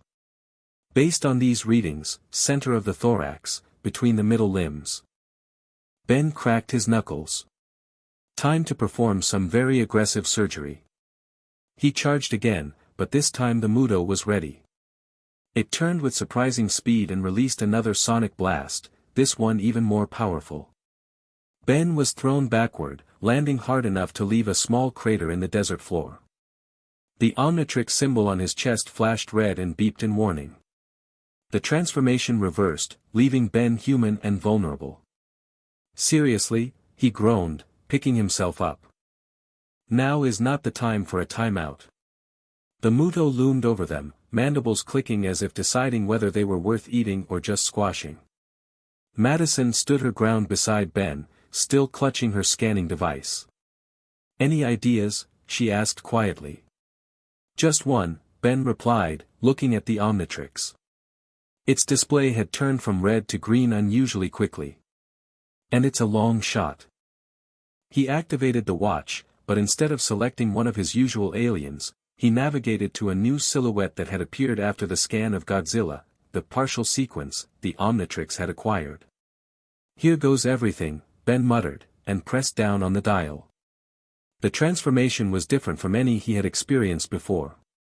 Green light mixed with blue energy as his body changed. He grew larger, his skin hardening into scales, his spine extending into protruding plates. The process wasn't complete, he remained humanoid in overall structure, standing about 15 feet tall rather than Godzilla's hundreds, but the resemblance was unmistakable. Whoa, Ben growled, his voice deeper and resonant. He flexed clawed hands, feeling incredible strength course through his body. This is new. Madison stared up at him in awe. You look like a mini Godzilla. Let's see what I can do, Ben replied, turning toward the Muto. The creature seemed to recognize something about Ben's new form. It backed up slightly, antennae twitching nervously. Ben felt instincts that weren't his own surfacing, ancestral memories somehow encoded in the partial DNA sequence. He planted his feet firmly and drew a deep breath, feeling energy building in his chest. When he exhaled, a concentrated blast of blue atomic fire erupted from his mouth, striking the Muto directly in the face. The creature screeched in pain, its armored carapace actually scorched by the attack. That's more like it, Ben growled, advancing on the Muto. Each footstep shook the ground beneath him. The Muto recovered quickly, mandibles clicking in rage. It charged, attempting to use its superior size against Ben's smaller form. Ben met the charge head-on, catching the creature's front limbs and using its momentum to flip it onto its back. The ground trembled with the impact. The control node. Madison shouted, pointing to a pulsing device embedded in the Muto's underside. There. Ben pinned the struggling creature with one foot and reached down, plunging his clawed hand into the machinery. With a powerful wrench, he tore the control node free. The effect was immediate. The Muto's struggles changed from coordinated attacks to confused thrashing. The remaining implants sparked and smoked as their controlling intelligence was removed. It's working. Madison called out. The auxiliary systems are failing. Ben stepped back, allowing the creature to right itself. The Muto rolled over unsteadily, its movements now erratic and disoriented. It made no move to attack, instead seeming confused by its surroundings. Is it free? Ben asked, his voice rumbling. Madison checked her scanner. The implants are dead. Whatever control Animo had is gone. The Muto regarded them warily, then turned away, limping toward the open desert, away from Las Vegas. It's retreating to isolated territory, Madison observed. Probably seeking radiation sources to heal. Ben watched it go, feeling strangely connected to its plight. It was being used. Like Behemoth. And like Behemoth, it recognized you as its liberator, not an enemy, Madison said thoughtfully. This transformation, it's not just physical, is it? The Titans are responding to something about your energy signature. Ben looked down at his scaled form. The Omnitrix doesn't just copy appearance. It rewrites my DNA temporarily, makes me biologically identical to whatever I transform into. This form may be incomplete, but it's enough for the Muto to recognize you as something like Godzilla. An alpha predator, but not a threat to it specifically. The sound of approaching helicopters interrupted their conversation. Monarch had caught up to them, multiple aircraft converging on their position. Ben touched the Omnitrix symbol on his chest, reverting to human form. The transformation left him unexpectedly exhausted, as if the partial Titan form had drained his energy more than a typical alien transformation. That was intense, he managed, dropping to one knee. Madison steadied him with a hand on his shoulder. You okay? Yeah, just tired. That form takes a lot more energy than my regular transformations. The lead helicopter landed nearby, and Harper emerged, followed by Serizawa and Mark Russell. The latter immediately rushed to Madison, checking her for injuries. I'm fine, Dad, she assured him. Ben stopped the Muto. It's heading into the desert, away from populated areas. Serizawa was staring at Ben with undisguised fascination. You transformed again. Into something new. Ben nodded wearily. Yeah. That partial sequence the Omnitrix got from Godzilla? Turns out it's usable. Not a full Godzilla form, but something in between. The implications are extraordinary, Serizawa murmured. A human capable of taking on aspects of Titan biology. Where's Animo? Ben asked, changing the subject. He has to be nearby, controlling the Muto. No sign of him yet, Harper reported. We've got search teams scanning the area, but nothing so far. A technician approached with a tablet. Colonel, we're picking up unusual readings from an abandoned mining facility 3 miles east. Electrical activity inconsistent with the site's registered status. That's him, Ben said confidently, pushing himself to his feet. That's exactly the kind of place Animo would set up shop. Harper nodded. Let's move. I want that lunatic in custody before he modifies anything else. The abandoned uranium mine had been converted into an impromptu laboratory with alarming efficiency. Hastily assembled equipment filled the main chamber, much of it cobbled together from stolen Monarch technology and Animo's own bizarre inventions. Harper's team secured the perimeter while Ben, Madison, and Serizawa entered the lab itself. There was no sign of Animo, but evidence of his work was everywhere, genetic sequences displayed on screens, tissue samples in containment units, and most disturbing of all, a large map with multiple Monarch outpost locations marked. He's targeting the dormant Titans, Serizawa realized, examining the map. Using our own data against us. Ben inspected what appeared to be a central control console. This is how he was controlling the Muto. But it's more advanced than what he used on Behemoth. He's adapting quickly to your technology. Madison was studying genetic readouts on a nearby screen. He's not just controlling them. He's splicing their DNA with other species, creating hybrids. That's his whole thing, Ben explained. He thinks he can perfect evolution through his mutations. And your Titans are like the ultimate genetic template for him. A hidden door at the back of the lab suddenly slid open. Everyone tensed, weapons raised, but instead of Animo, a different figure stepped through, a man in his 40s with cold eyes and military bearing. Fascinating assessment, the newcomer said. Dr. Animo is certainly a visionary, if somewhat theatrical in his methods. Jonah, Serizawa said, recognition and alarm in his voice. Dr. Serizawa, the man acknowledged with a slight nod. Still trying to protect your precious monsters, I see. Harper's weapon remained trained on him. Alan Jonah. Eco-terrorist, arms dealer, and apparently now in the monster modification business. Such limited thinking, Jonah replied dismissively. What we're doing here goes far beyond simple modification. We're ushering in the next stage of planetary evolution. Ben asked. You're working with Animo. Jonah studied Ben with calculating interest. And you must be the dimensional traveler. Dr. Animo has told me all about you and your fascinating device. Where is he? Harper demanded. Gone, I'm afraid. Our partnership requires mobility, especially after today's field test. Madison stepped forward. You're helping him release more Titans, aren't you? Release? No, my dear. Awaken. Enhance. Guide.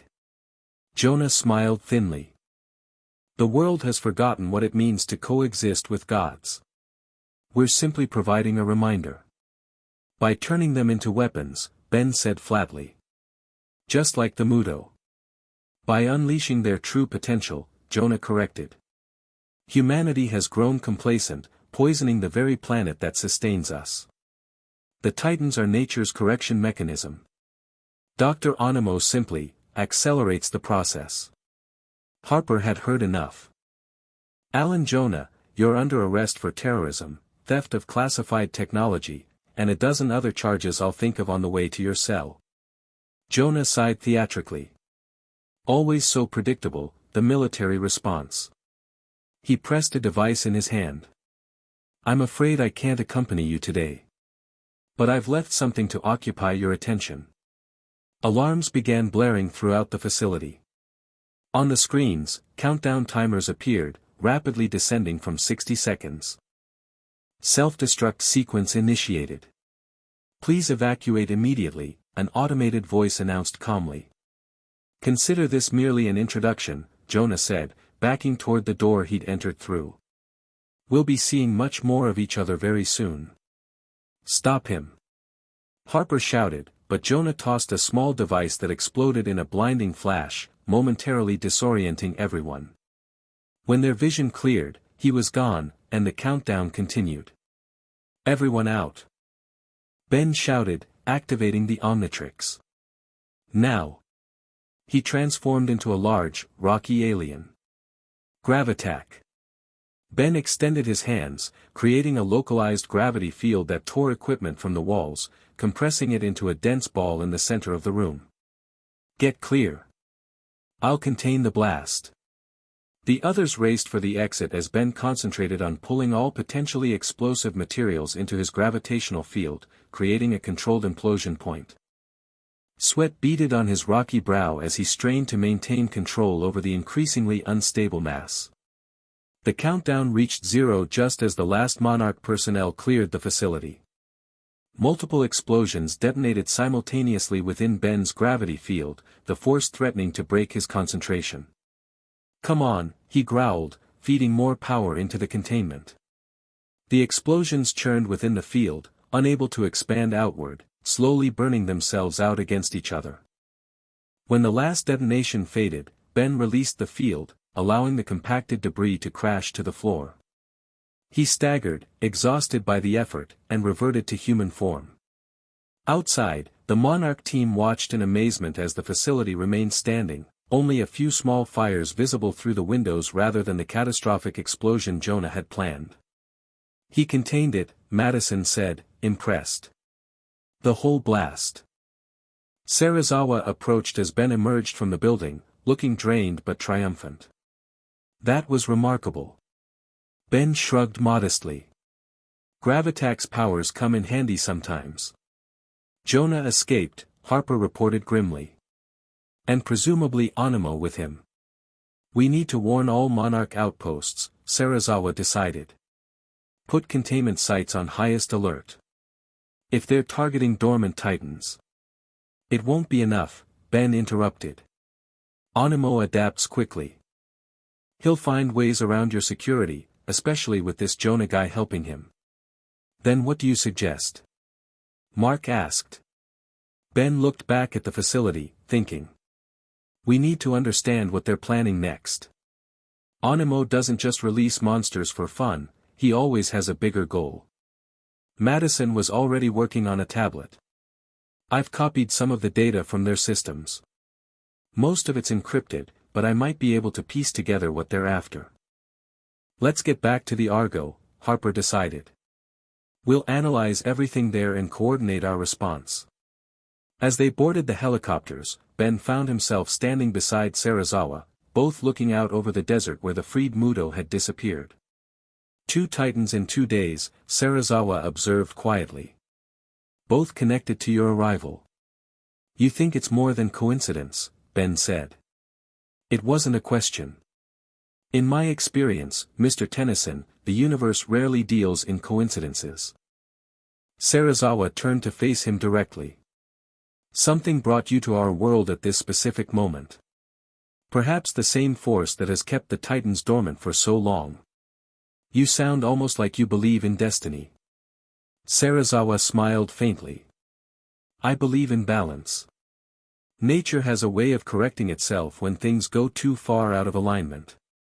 Your arrival, it feels like such a correction. No pressure or anything, Ben muttered. Quite the contrary, Serizawa replied. It's rather liberating to be part of something larger than oneself. Back on the Argo, Madison worked tirelessly to decrypt the data they'd recovered from Animo's lab.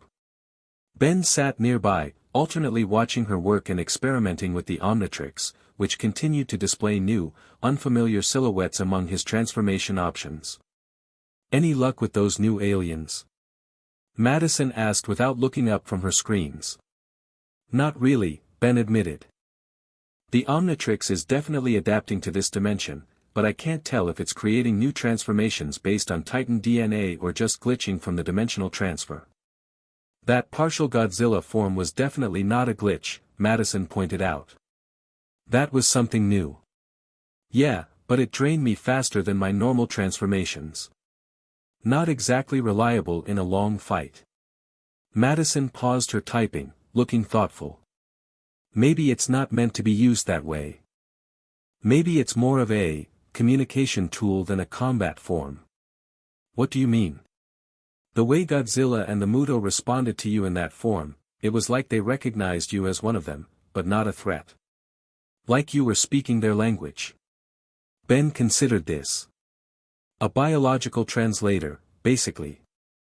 Exactly. And if you could communicate with Titans. Their conversation was interrupted as Dr. Chen hurried into the lab, clutching a tablet with evident excitement. You need to see this, she said without preamble. She placed the tablet on the table, displaying ancient cave paintings. These were discovered last year in underwater caves near Fiji. We hadn't completed the translation until now. The images showed primitive humans interacting with massive creatures, clearly Titans. But what caught Ben's attention was a recurring figure among the humans, a being depicted with multiple overlapping forms, standing between the humans and the Titans. The Changing One, Chen explained. A figure in Titan mythology found across cultures, always depicted as a bridge between humanity and the gods. Ben stared at the ancient drawings. That can't be me. These paintings are thousands of years old. Of course not you specifically, Chen agreed. But perhaps someone, or something, like you. A being capable of transformation, of communing with both worlds. Madison leaned closer to the images. Look at this panel. The Changing One is shown directing Titans away from human settlements. Not controlling them, Chen clarified. Communicating with them. Establishing balance. And you think that's why I'm here? Ben asked skeptically. Because some ancient prophecy said a shapeshifter would talk to your monsters. I think, Serizawa said, entering the conversation, that myths often contain kernels of historical truth. Perhaps in ancient times, there were others with abilities similar to yours who served as intermediaries between humans and Titans. And now that the Titans are awakening again, Madison began. The universe found a way to provide another intermediary, Serizawa finished. You. Ben ran a hand through his hair, uncomfortable with the weight of destiny being placed on his shoulders. Look, I'm just a kid with a watch. I'm not some chosen one from an ancient prophecy. And yet, Chen said gently, here you are, at precisely the moment we need someone who can bridge these worlds. Before Ben could respond, alarms began blaring throughout the ship. The overhead speakers activated with Harper's voice. All personnel to stations. Multiple Titan activity detected worldwide. This is not a drill. Serizawa's expression darkened. It's beginning. They rushed to the bridge, finding it in controlled chaos. The main display showed a world map with numerous red dots pulsing at various locations. 17 dormant Titans showing signs of activity, Harper reported as they entered. All simultaneously, all with the same signature we saw with the Muto before Animo enhanced it.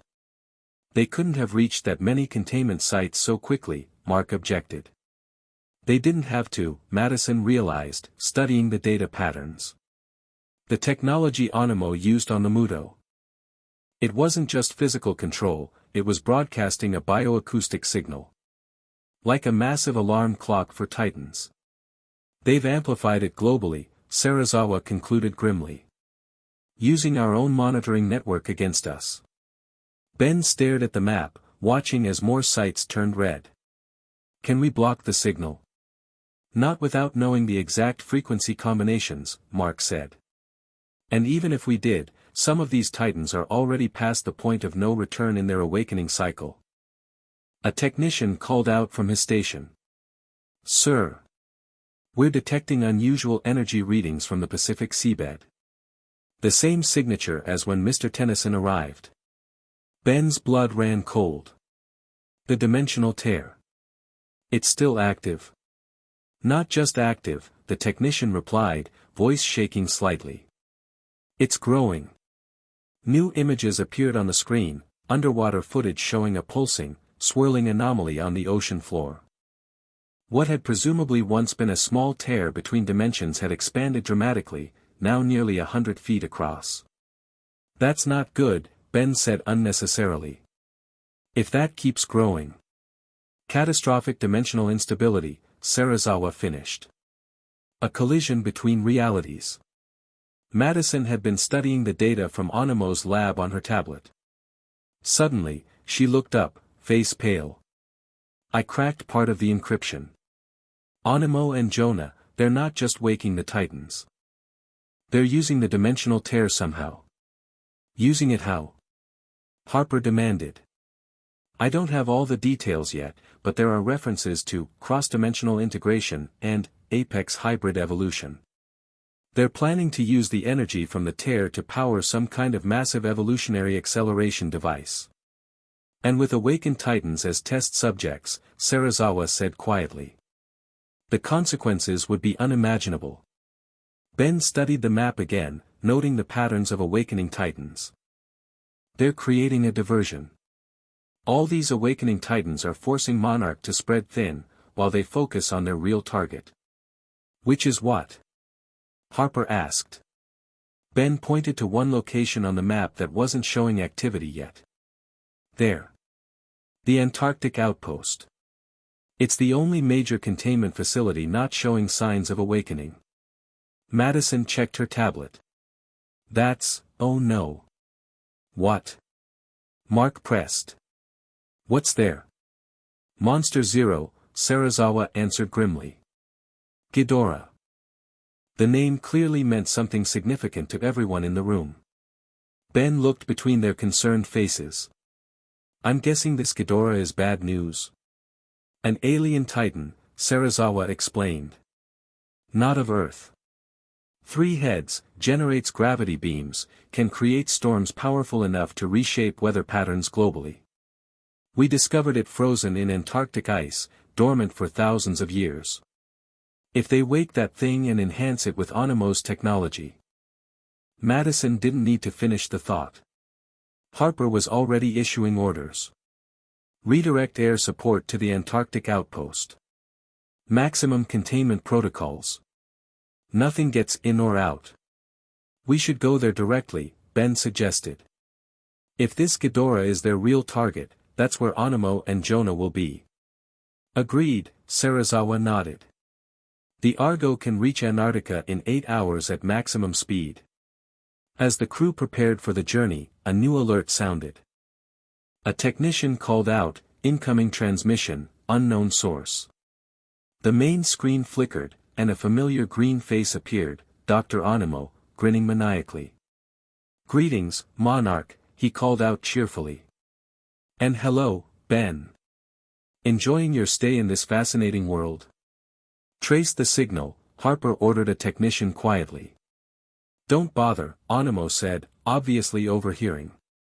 "This transmission is thoroughly bounced and encrypted.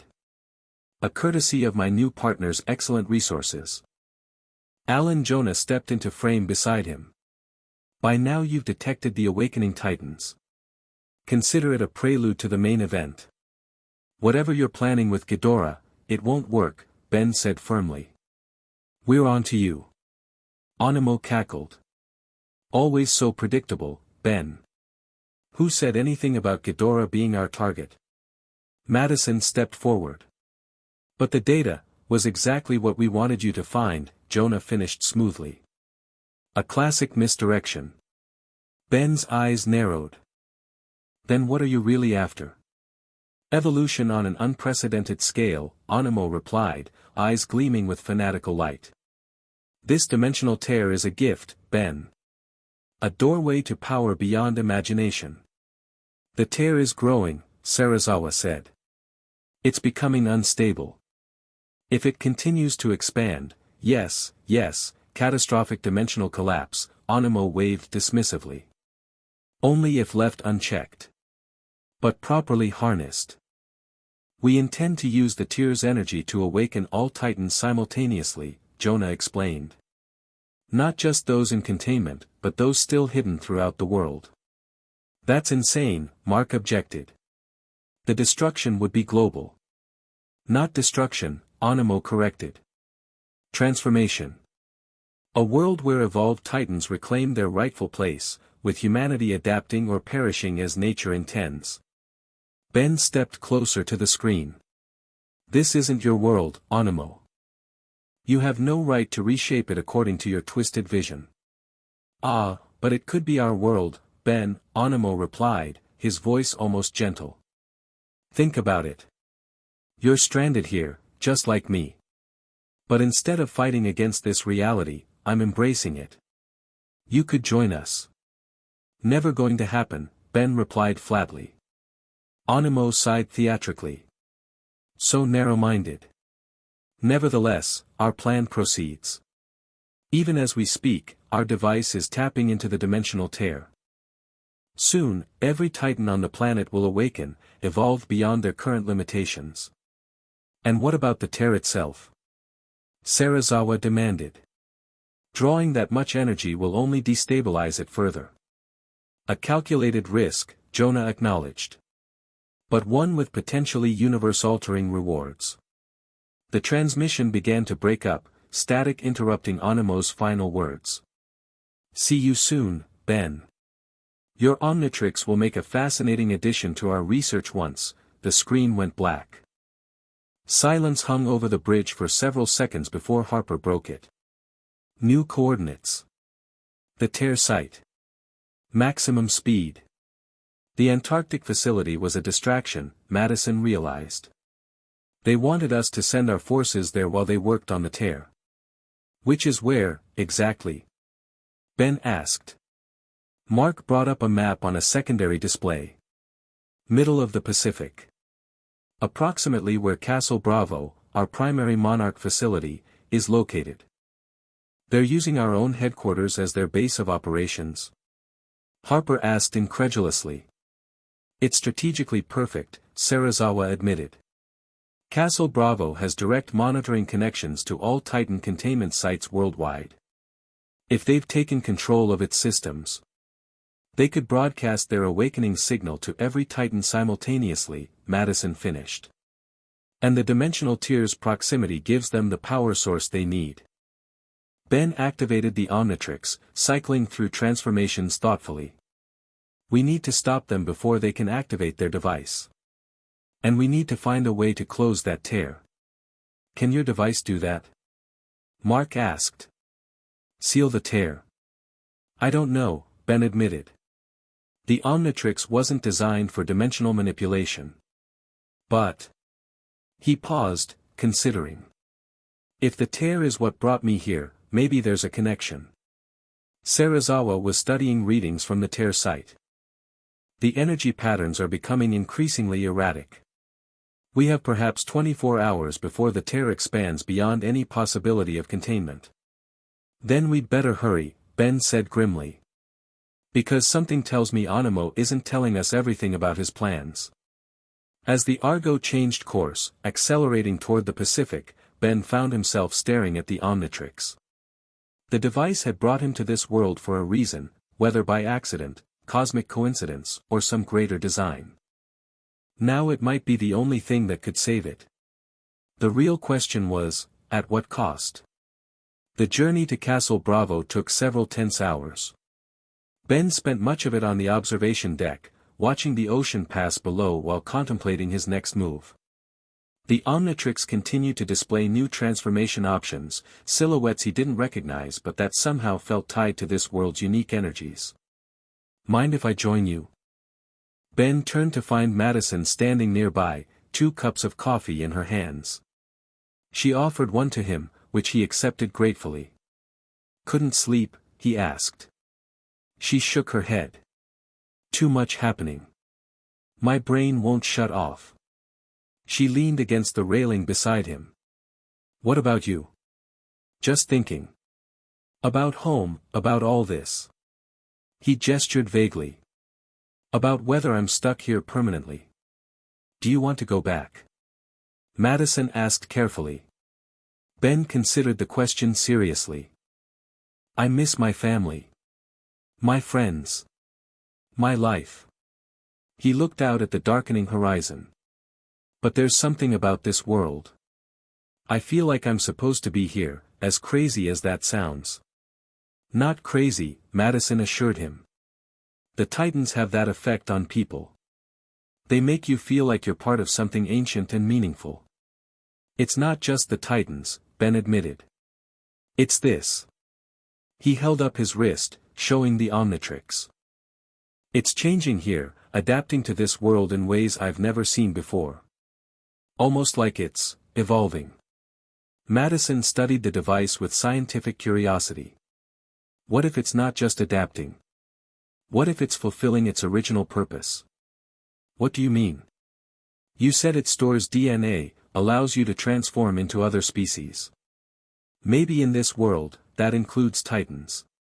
Maybe that's what it was always meant to do, but your world doesn't have creatures like ours. Ben thought about Azimuth, the Omnitrix's creator. The Galvan had designed the device as a way to preserve species and promote understanding between different forms of life. In a world where humans and Titans struggle to coexist, such understanding could be crucial. You might be onto something, he acknowledged. Their conversation was interrupted by an announcement over the ship's intercom. Approaching Castle Bravo perimeter. All personnel to alert stations. Ben and Madison hurried to the bridge, where Harper, Serizawa, and the others were already gathered. The main screen showed their approach to what appeared to be a massive artificial island, part oil rig, part military base, part scientific facility. No response to communications, a technician reported. Defense systems are offline. That's not standard protocol, Harper noted grimly. They've been compromised. Thermal scans show minimal personnel, another officer added. Most life signs are concentrated in the lower levels. The containment areas, Serizawa explained for Ben's benefit. Where we monitor dormant Titans and study specimens. And where the primary broadcast systems are located, Mark added. If Animo and Jonah have control of those. We need to get in there, Ben decided. Stop whatever device they're building and evacuate any hostages. Harper nodded. 2 teams. Alpha team will secure the upper levels and communications. Beta team will head for the lower containment area. Tennyson, you're with Beta. I'm going too, Madison insisted before her father could object. Mark looked like he wanted to argue but finally nodded. Stay with Ben. He's proven he can handle himself in a crisis. The Argo positioned itself alongside Castle Bravo's landing platform. No defensive measures activated, which only confirmed their fears about the facility's compromised status. Ben transformed before they disembarked. Ghost freak. His body became ethereal and phantom-like, capable of invisibility and intangibility. I'll scout ahead, make sure we're not walking into a trap. The infiltration began smoothly. Harper's Alpha team secured the upper levels, finding them mostly abandoned. A few Monarch personnel were discovered locked in storage areas, reporting that Jonah's mercenaries had overtaken the facility with surprising ease, using inside knowledge of security protocols. Ben, Madison, and Beta team made their way toward the lower levels, encountering minimal resistance. This alone made Ben suspicious. It's too easy, he whispered to Madison as they descended in a service elevator. They know we're coming. Maybe that's the point, she suggested. They want you specifically. The elevator reached the lowest level, a vast chamber that had clearly been repurposed. What had once been a monitoring station for dormant Titans had been converted into a makeshift laboratory centered around a massive device. The machine dominated the room, a complex array of technology that appeared cobbled together from multiple sources, some recognizably Monarch, others clearly of Animo's twisted design. Power cables as thick as a man's torso ran from the device through a massive hole cut in the facility's outer wall, extending into the ocean beyond. They've tapped directly into the tier, one of the scientists whispered in horror. They're drawing its energy into the facility. At the center of the chamber, Dr. Animo worked feverishly at a control panel, while Alan Jonah directed mercenaries who were finishing the final connections. Neither appeared concerned by the intrusion. Ah, right on schedule. Animo called out cheerfully, not even looking up from his work. Welcome to the dawn of a new evolutionary age. Step away from the controls, Harper ordered, her team raising weapons. This ends now. Jonah smiled thinly. I'm afraid we're well past the point of no return, Colonel. The process has already begun. On cue, the device hummed to life, energy coursing through its systems. The cables leading to the ocean glowed with an unearthly blue light. What have you done? Serizawa demanded. Simply opened the door a little wider, Animo replied, gesturing toward monitors showing the dimensional tear. The anomaly was now pulsing rhythmically, expanding with each pulse. The tear responds to specific frequency patterns. Like calling to like across dimensions. Ben reverted to human form, stepping forward. You're not just awakening the Titans. You're bringing something through the tear. Very good, Ben. Animo clapped mockingly. Not just something. Someone. Someone who's been quite eager to continue our unfinished business. A chill ran down Ben's spine as the implications hit him. Vilgax. The name meant nothing to the others, but Madison caught Ben's expression. Who's Vilgax? A conqueror. A warlord from my dimension who's been hunting the Omnitrix for years. Ben's voice was grim. One of the most dangerous beings in the universe. And soon to be the ruler of this one, Animo added gleefully. Once he awakens the Titans and bends them to his will. You're insane, Ben said flatly. Vilgax won't share power with you. He'll destroy you the moment you're no longer useful. Jonah stepped forward. Perhaps your enemy and I have more in common than you think, Mr. Tennyson. A shared vision for a world reborn through necessary destruction. This isn't about rebirth, Ben countered. It's about power. And neither of you will have it. He activated the Omnitrix again, cycling to one of his most powerful aliens. Everyone get back. He slammed down on the dial, transforming in a flash of green light. Way big. Ben's form grew enormously, a humanoid alien standing over 60 feet tall, forcing him to hunch in the large but insufficient chamber. His head broke through ceiling levels, creating a direct path to the surface facility. Stop this machine, his voice boomed through the facility. Animo scrambled back from the controls in alarm, while Jonah's mercenaries opened fire, their bullets harmlessly bouncing off Way Big's armored skin. Ben reached down, intending to crush the device with one massive hand. Before he could make contact, energy arced from the machine, striking him with unexpected force. Pain lanced through his body as the Omnitrix symbol on his chest sparked violently. The dimensional energies. Animo crowed. They're interfering with your transformations, Ben. Perhaps even damaging your precious Omnitrix. Ben staggered, feeling the transformation becoming unstable. With a flash of green light, he reverted to human form, falling to his knees as the Omnitrix sparked and hissed on his wrist. Ben.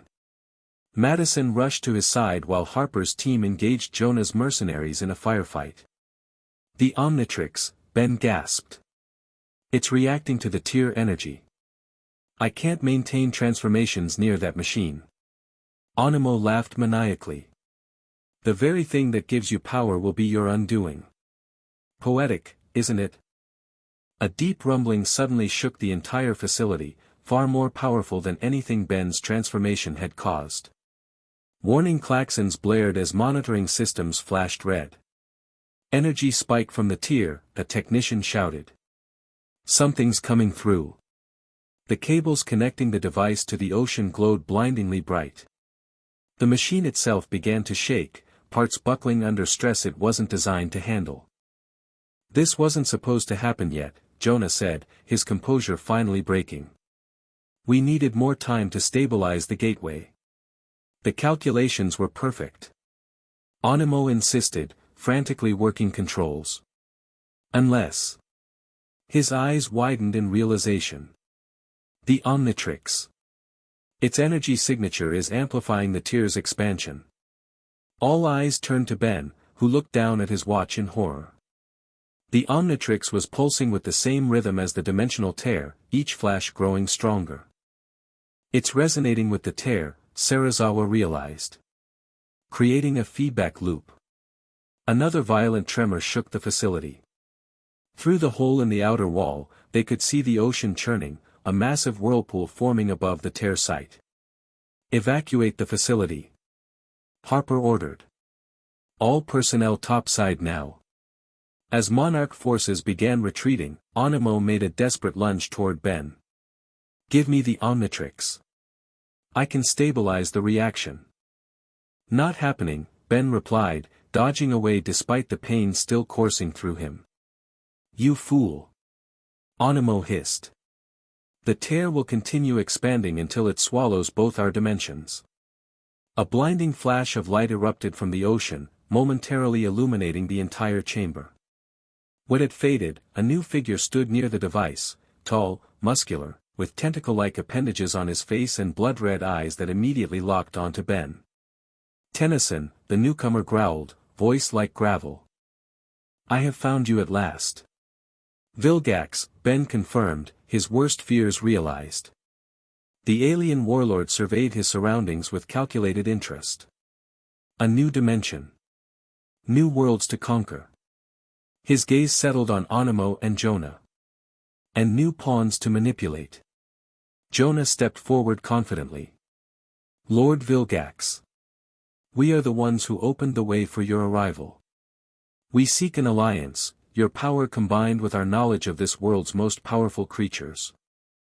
Vilgax regarded him with cold disdain. I do not form alliances with lesser species. I conquer them. With shocking speed, he seized Jonah by the throat, lifting him off the ground. But you may yet serve a purpose. Tell me of these, powerful creatures. As Jonah struggled to breathe, Animo intervened frantically. The Titans. Ancient alpha predators that ruled this earth before humans. We can awaken them, control them. Vilgax dropped Jonah unceremoniously, his interest piqued. Show me. The facility shook again as another, deeper rumble vibrated through the ocean. This wasn't from the tear or Vilgax's arrival. Serizawa's expression changed to one of awe. He's coming. Who's coming? Ben asked, though he already suspected the answer. Godzilla, Madison whispered. He senses the disturbance. On the monitoring screen still functioning, they could see a massive form approaching through the depths, jagged dorsal plates cutting through the water as the king of monsters responded to the threat. Vilgax noticed the readings. What is this creature? The first of the Titans you will command, Animo said quickly. With my technology and your power, I need no technology to assert dominance, Vilgax interrupted coldly. He turned toward the breach in the wall. I will meet this challenger myself. No. Ben shouted, lunging forward despite his weakened state. You don't understand what you're dealing with. Vilgax backhanded him casually, sending Ben crashing into a control panel. Always interfering, Tennyson. That will end today. The alien warlord strode toward the breach, enhanced muscles tensing as he prepared to leap into the churning waters.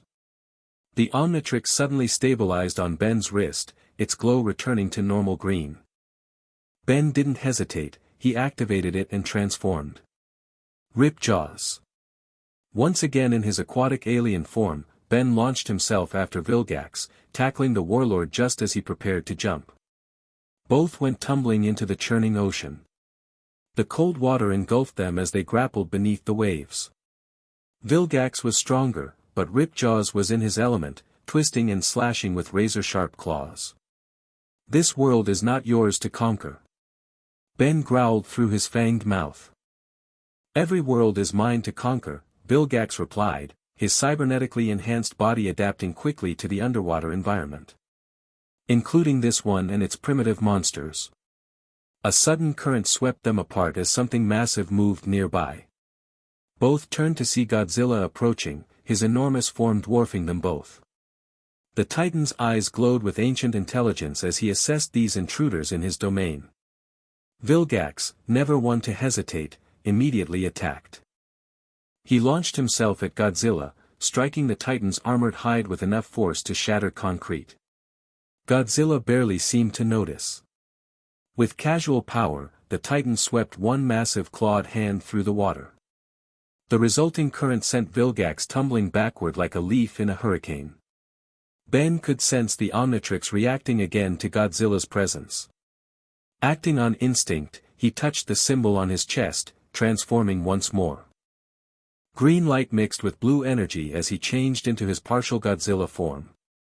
The transformation stabilized him against the powerful currents.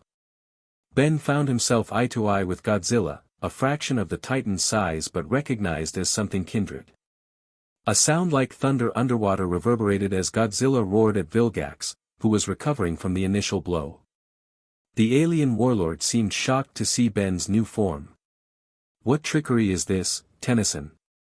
Ben didn't answer. Instead, he turned to Godzilla and made a gesture of deference, acknowledging the Titan's dominance while indicating Vilgax as a threat. Godzilla's eyes narrowed with what Ben could only interpret as understanding. The massive creature nodded almost imperceptibly before turning his full attention to Vilgax. The warlord found himself facing the full might of an apex predator that had ruled Earth when Vilgax's ancestors were still primitive life forms. Dorsal plates began to glow blue as Godzilla charged his atomic breath. Vilgax, recognizing the danger, attempted to retreat toward the facility. Ben intercepted him, using his own scaled form to grapple with his nemesis. This isn't your world, Vilgax, Ben growled. And you've met someone who's been the Alpha a lot longer than you. Godzilla's atomic breath erupted, a concentrated beam of blue energy that sliced through the water toward them. Ben released Vilgax at the last second, diving clear as the blast struck the alien warlord directly. The impact sent Vilgax crashing back into the breach in Castle Bravo's wall, his armor smoking and partially melted from the attack. Ben followed, transforming back to human as he pulled himself onto the flooded chamber floor. The facility was in chaos, evacuation procedures in full swing as Monarch personnel fled from both Vilgax and the approaching Titan. Animo and Jonah were nowhere to be seen, having apparently used the distraction to escape. The dimensional device continued to pulse with energy, the tear now visible even from inside the facility, a swirling vortex of blue and white energy growing larger by the minute. Vilgax staggered to his feet, armor damaged but his determination undiminished. This changes nothing. I will master these creatures, beginning with the device these humans built. He moved toward the controls, but Ben blocked his path. It's over, Vilgax. That machine is destabilizing the tear between dimensions. If it continues, both our worlds could collapse. Then I will rule what remains, Vilgax replied coldly. He struck again, faster than Ben could dodge in human form. The blow sent Ben crashing into the far wall. He slumped to the floor, momentarily stunned, as Vilgax reached the machine's controls.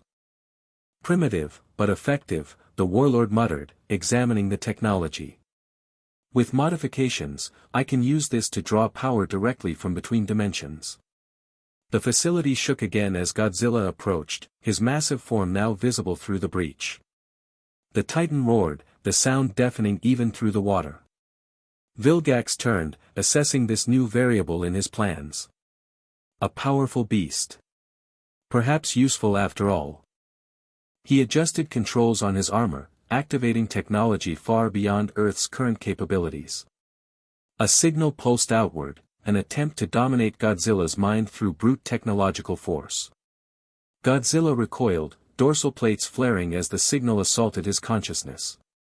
For a moment, it seemed Vilgax might succeed where Animo had failed. Then the Titan's eyes narrowed, ancient will reasserting itself against this new attack. With deliberate purpose, Godzilla opened his massive jaws and released another blast of atomic breath, this one aimed directly at the facility's breach. The wall exploded inward, seawater flooding the chamber completely. Vilgax was swept away from the controls by the torrent, slamming into equipment that shattered under the impact. Ben had moments to activate the Omnitrix before the water reached him. He transformed into Ripjaws again just as the chamber completely flooded. Through the churning water, he saw the dimensional device short-circuiting, energy arcing wildly across its components. The cables connecting it to the tier pulsed erratically, the feedback loop growing more unstable by the second. Madison and the remaining Monarch personnel had retreated to upper levels, but the facility itself was compromised. If the tear continued expanding, or if the device exploded, Castle Bravo would be the first casualty of a catastrophe that could spread across both dimensions. Ben made his decision. He swam to the failing device, avoiding electrical discharges as he examined its structure. The design was a hybrid of Animo's mad science and Monarch's Titan monitoring technology. At its core was a component Ben recognized, a dimensional oscillator similar to the one that had created the tear in the first place. If he could reverse its polarity, he might be able to start closing the tear rather than widening it. But doing so would require precision and timing he couldn't achieve as Ripjaws. Ben transformed again, this time into gray matter. His tiny, frog-like alien form with enhanced intelligence was perfect for the task, though maintaining the transformation underwater would be challenging. He quickly identified the key components, rerouting power and reversing connections with the precise movements his small fingers allowed. The device began to hum differently, its energy signature changing. Through the breach, Ben could see Godzilla engaging Vilgax in battle. The warlord was holding his own through sheer technological advantage, his armor now reconfigured to withstand the Titan's attacks. But Godzilla fought with the patience of a creature that had survived for millions of years, measuring each move, conserving energy, waiting for openings. Ben completed his modifications just as Vilgax noticed what he was doing. The warlord disengaged from Godzilla and propelled himself toward the breach, fury evident even underwater. Tennyson. You will not deny me conquest of this world. Ben transformed again, this time into his partial Godzilla form. As Vilgax reached the breach, Ben met him with a blast of atomic breath, smaller than Godzilla's but still powerful enough to stop the warlord's charge. This ends now, Ben growled. He reached for the modified device's activation control. Vilgax lunged forward one last time, desperation lending him speed. The Omnitrix will be mine. His clawed hand closed around Ben's wrist just as Ben activated the device. Energy surged through both of them as the machine reversed its function, beginning to draw energy back from the tear rather than feeding it. The dimensional anomaly outside pulsed violently, its swirling pattern inverting as the reversal began. A powerful current swept through the breach, pulling at everything in the flooded chamber. Ben and Vilgax struggled against each other and the increasing suction. The tear was beginning to close, but in doing so, it was pulling material back through, including anything close enough to its event horizon. Let go. Ben shouted, trying to break Vilgax's grip. Never, the warlord snarled. If I am to be denied this world, you will be denied yours. The current intensified, dragging them both toward the breach. Ben transformed back to human, hoping the sudden change would break Vilgax's grip, but the warlord held firm. Outside, Godzilla observed the situation with ancient eyes. The Titan seemed to understand what was happening, the tear was closing, pulling the invaders back to their own dimension. With deliberate purpose, Godzilla moved forward and seized Vilgax in one massive clawed hand. The Titan's strength was irresistible, even for the enhanced warlord. With a single powerful motion, Godzilla tore Vilgax away from Ben and thrust him directly into the collapsing tier. No! Vilgax roared as he was dragged into the swirling energy. This is not over, Tennyson. His form distorted, stretched, and then vanished as the tier pulled him back to their home dimension. Ben found himself floating in the water, the pull of the closing tear still strong but no longer irresistible without Vilgax's weight added to his own. Godzilla regarded him silently, as if waiting for Ben's decision. The tear continued to shrink, energy crackling around its circumference. Ben knew he had a choice, allow himself to be pulled through, potentially returning home, or resist, staying in this world but perhaps forever cut off from his family and friends. As he hesitated, the Omnitrix sparked again, responding to the dimensional energies. Its display flickered between his familiar aliens and the new forms it had begun developing in this world. Ben looked at Godzilla, then back at the tear. The decision crystallized in his mind, not just what he wanted, but what he felt was right. He activated the Omnitrix one last time, transforming into feedback. The energy-absorbing alien form might be his only chance to control what came next. Ben extended his antenna-like conductors toward the tear, drawing its energy into himself. The power was immense, threatening to overwhelm him, but he channeled it through his body and back into the Omnitrix. The device began to glow with unprecedented brightness as it absorbed and processed the dimensional energy. Ben could feel something changing, not just in the watch, but in his connection to it. The tear continued to shrink, now barely large enough for a human to pass through. Beyond it, Ben caught a fleeting glimpse of his home dimension, blurred images of familiar places and faces. "I'm sorry," he whispered, though no one from his world could hear. "But I'm needed here." With a final surge of will, Ben directed the absorbed energy outward in a controlled burst.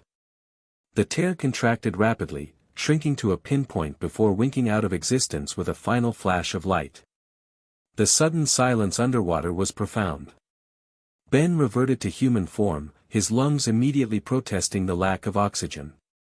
Before he could transform again, a massive scaled hand gently scooped him up. Godzilla carried Ben to the surface, lifting him clear of the water with surprising gentleness for a creature of such size. The Titan deposited him on what remained of Castle Bravo's upper deck, where Madison and the others had gathered.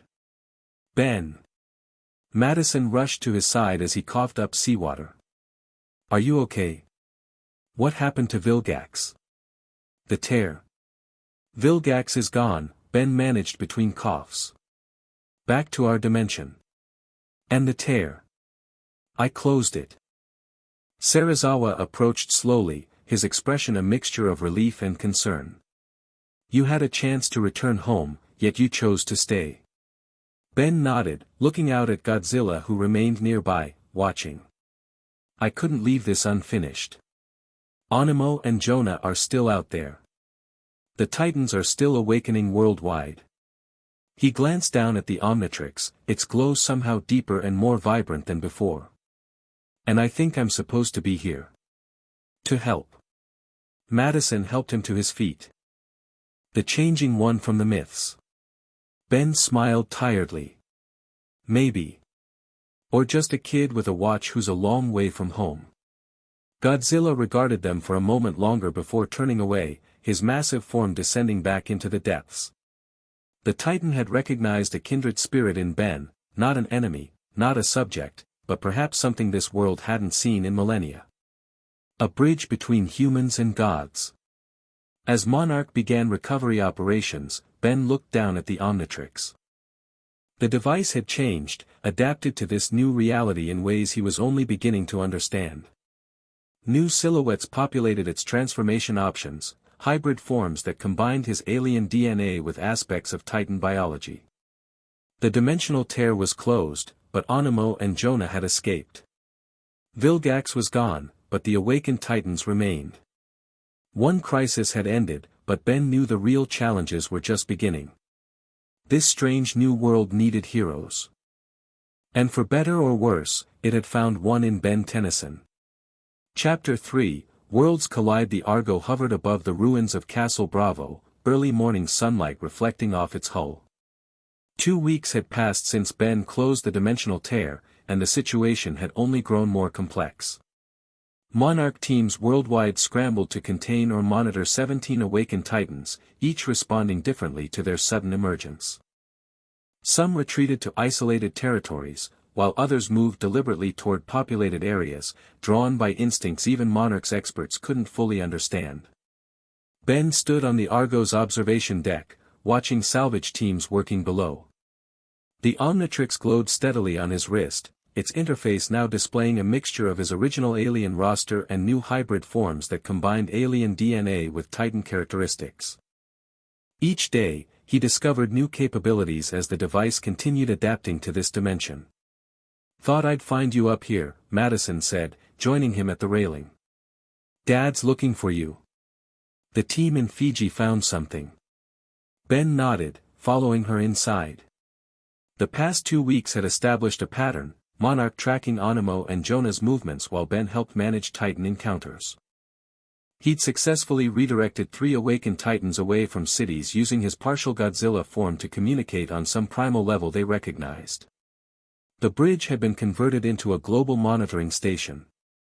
Screens displayed Titan movements, news reports, and data from Monarch outposts. Dr. Mark Russell stood before the central display, deep in conversation with Serizawa and Colonel Harper. There you are, Mark said as Ben approached. We've got something you need to see. The screen changed to underwater footage of what appeared to be ancient ruins. Our team investigating Infant Island found these submerged structures, Mark explained. They're covered in paintings similar to the Changing One imagery, but with additional details we haven't seen before. The camera focused on a wall carving showing a familiar scene, a humanoid figure transforming between different forms, standing between humans and Titans. But this carving included something new, a swirling vortex above the figure, with lines of energy connecting it to both the Changing One and surrounding Titans. That looks like the dimensional tear, Ben observed. Exactly, Serizawa confirmed. And this isn't the first time it's appeared. Dr. Chen joined them, tablet in hand. According to our translations, these carvings describe an event from approximately 10,000 years ago. A hole in the sky that threatened to devour the world until the Changing One channeled the power of the Titans to seal it. Ben studied the images intently. You're saying this has happened before? A tear between dimensions? Not just happened, Chen clarified. But was closed using a method that mirrors your abilities. A bridge being who could channel Titan energy. It can't be a coincidence, Madison added. The tier opening when you arrived, these ancient records describing a nearly identical situation. There's more, Mark cut in. Dr. Chen, show him the readings. Chen tapped her tablet, bringing up a new display. We've been monitoring dimensional stability around the former tear site. There are fluctuations, micro-breaches opening and closing in milliseconds. The tear isn't completely healed, it's scarred, and those scars are starting to fray. English, please, Ben requested. The dimensional barrier is weakening again, Serizawa explained. When you close the primary tear, it stabilized temporarily. But the damage to the dimensional fabric remains, spreading like cracks in ice. So it could reopen? Ben asked, concern evident in his voice. Not could, Harper interjected grimly. Is. Look at this. She brought up satellite imagery showing the Pacific Ocean near the former Castle Bravo site. Strange blue light pulsed underwater, growing steadily brighter. This began 18 hours ago, Harper continued. Energy readings are consistent with the original tear, but the pattern suggests a more controlled expansion. Animo and Jonah, Ben concluded. They're deliberately reopening it. But how? Madison questioned. They lost their primary equipment when Castle Bravo flooded. Serizawa's expression darkened. There is one possibility. A Titan whose abilities might be harnessed for such a purpose. Mothra. The giant moth from your files. Ben recalled reading about the creature, a Titan regarded almost reverently in Monarch documentation. Her bioluminescence operates on unique quantum frequencies, Mark explained. In theory, someone with Animo's understanding of genetic manipulation could force her to generate energy patterns that would affect dimensional barriers. We believe they've captured her larval form, Chen added. It was being transported to a secure facility when the convoy was attacked 3 days ago. A low rumble suddenly shook the ship. Not an explosion or impact, but a deep bass vibration that resonated through the hull. What was that? Ben asked, though part of him already knew. All eyes turned to the external cameras. A familiar jagged silhouette cut through the water below, Godzilla, moving with purpose toward the pulsing light of the incipient tear. He senses it, Serizawa said quietly. Just as before. Not just Godzilla, a technician called out. We're tracking multiple Titans converging on the tear site. They're all responding to the disturbance. The implications weren't lost on anyone. If multiple Titans gathered at the weakened dimensional boundary while Animo and Jonah attempted to force it open. We need to get down there, Ben decided. Stop them before they fully reopen the tear. I'll prep a dive team, Harper began, but Serizawa raised a hand. Conventional forces won't be effective against what we're facing. This requires a more specialized approach. All eyes turned to Ben. No pressure, he muttered. The Argo positioned itself directly above the pulsing light in the Pacific. Sonar readings revealed a makeshift underwater facility built around the dimensional weak point, likely constructed from salvaged Castle Bravo components. More concerning were the energy readings emanating from within. Ben stood on the launch deck, finalizing preparations with Serizawa and Madison. The plan's simple, Ben recapped. I go in, find Mothra, free her from whatever control system Animo's using, stop the tier from reopening, and capture our mad scientist friends. Madison raised an eyebrow.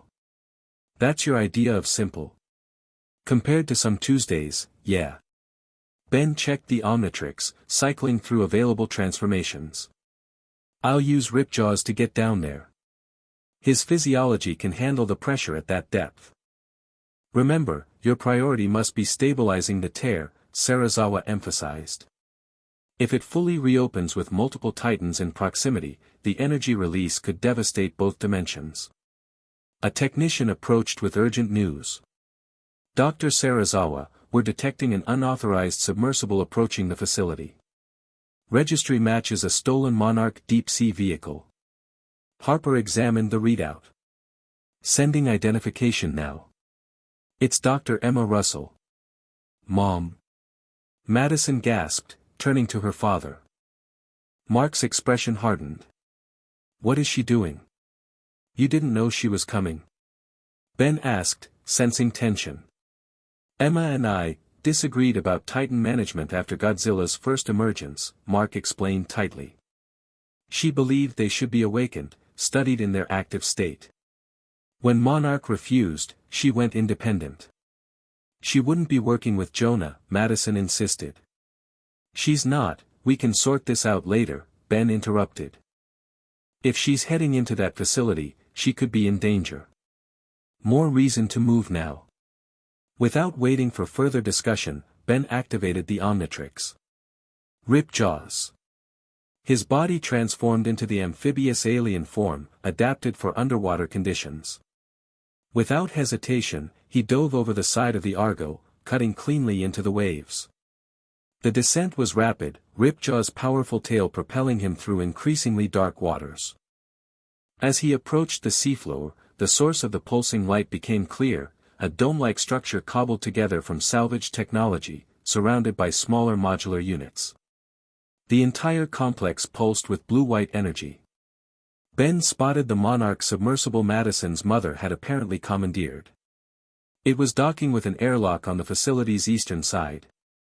As he swam closer, something massive moved in his peripheral vision. Godzilla circled the facility at a distance, his enormous form somehow graceful in the underwater environment. The Titan seemed to be observing, assessing the situation rather than immediately attacking. Ben changed direction, swimming toward the Alpha Predator. If anyone deserved to know what was happening, it was the creature most connected to this world's natural order. Godzilla noticed his approach, massive eyes focusing on Ben's Ripjaw's form. Recognition flickered in that ancient gaze, the Titan remembered him. Ben touched the Omnitrix symbol on his chest, transforming into his partial Godzilla form. The change was smoother now, his body adapting to the hybrid state more naturally than in previous transformations. I need your help, Ben communicated, not with words but with posture, with energy patterns his instincts told him Godzilla would understand. Something's wrong with the barrier between worlds. Godzilla rumbled in response, a subsonic vibration that carried meaning beyond human language. Ben somehow understood, the Titan was aware. Had felt the tear's first appearance, its closure, and now its threatening return. Others are coming, Ben continued in their primitive communication. Other Titans. Will you help me protect both our worlds? Godzilla's response was complex, a mixture of territorial assertion and reluctant acknowledgement. The king of monsters didn't take orders, but he protected his domain. If the tear threatened that domain. Their exchange was interrupted by movement at the facility. Multiple hatches opened, releasing what appeared to be mechanized underwater drones. The machines immediately oriented toward Ben and Godzilla, weapon systems activating. We've got company, Ben growled, turning to face the threat. The drones attacked in coordinated patterns, firing energy weapons that even Godzilla seemed to register as painful. The Titan roared underwater, the sound propagating in massive pressure waves that crushed several drones instantly. Ben channeled his hybrid form's abilities, releasing a concentrated blast of atomic energy that tore through another cluster of attackers.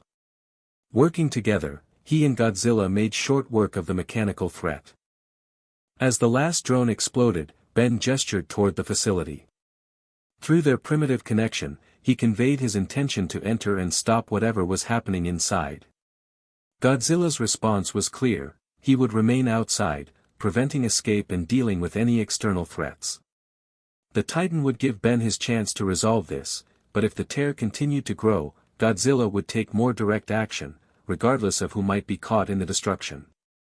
Message received, Ben swam toward the airlock where he'd seen the submersible dock. Using his clawed hands, he forced the outer door open and entered the chamber. Once inside, he transformed back to human as the chamber drained, conserving the Omnitrix's energy for whatever awaited. The inner door opened to reveal a corridor clearly built from repurposed Castle Bravo components. Ben moved cautiously, following the increasing pulse of energy that permeated the structure. The facility wasn't large. He quickly reached what appeared to be the central chamber. What he saw stopped him in his tracks. The chamber was dominated by a swirling vortex of energy, a miniature version of the dimensional tear, contained within a ring of technology that hummed with power. Beneath it, encased in some kind of transparent containment field, was a massive larval form, Mothra, Ben presumed. The creature's body pulsed with blue bioluminescence that synchronized with the tear's fluctuations. Dr. Animo stood at a control console, adjusting parameters with manic intensity. Alan Jonah observed from nearby, his cold eyes monitoring readouts. And arguing vehemently with Jonah was a woman Ben hadn't met, presumably Dr. Emma Russell. "This isn't what we agreed to," she was saying, gesturing angrily at Mothra. "You said we would awaken them naturally, let them reclaim their place in the ecosystem. Not torture them into compliance." "Plans evolve, Doctor," Jonah replied dismissively. "As does our understanding of the Titan's potential. They're not just ecological reset buttons, they're gateways to power beyond this limited dimension." "You're insane," Emma hissed. "Both of you. You have no idea what forces you're playing with." "On the contrary," Animo interjected without looking up from his work. "I understand perfectly the multiversal implications of dimensional breach harmonics.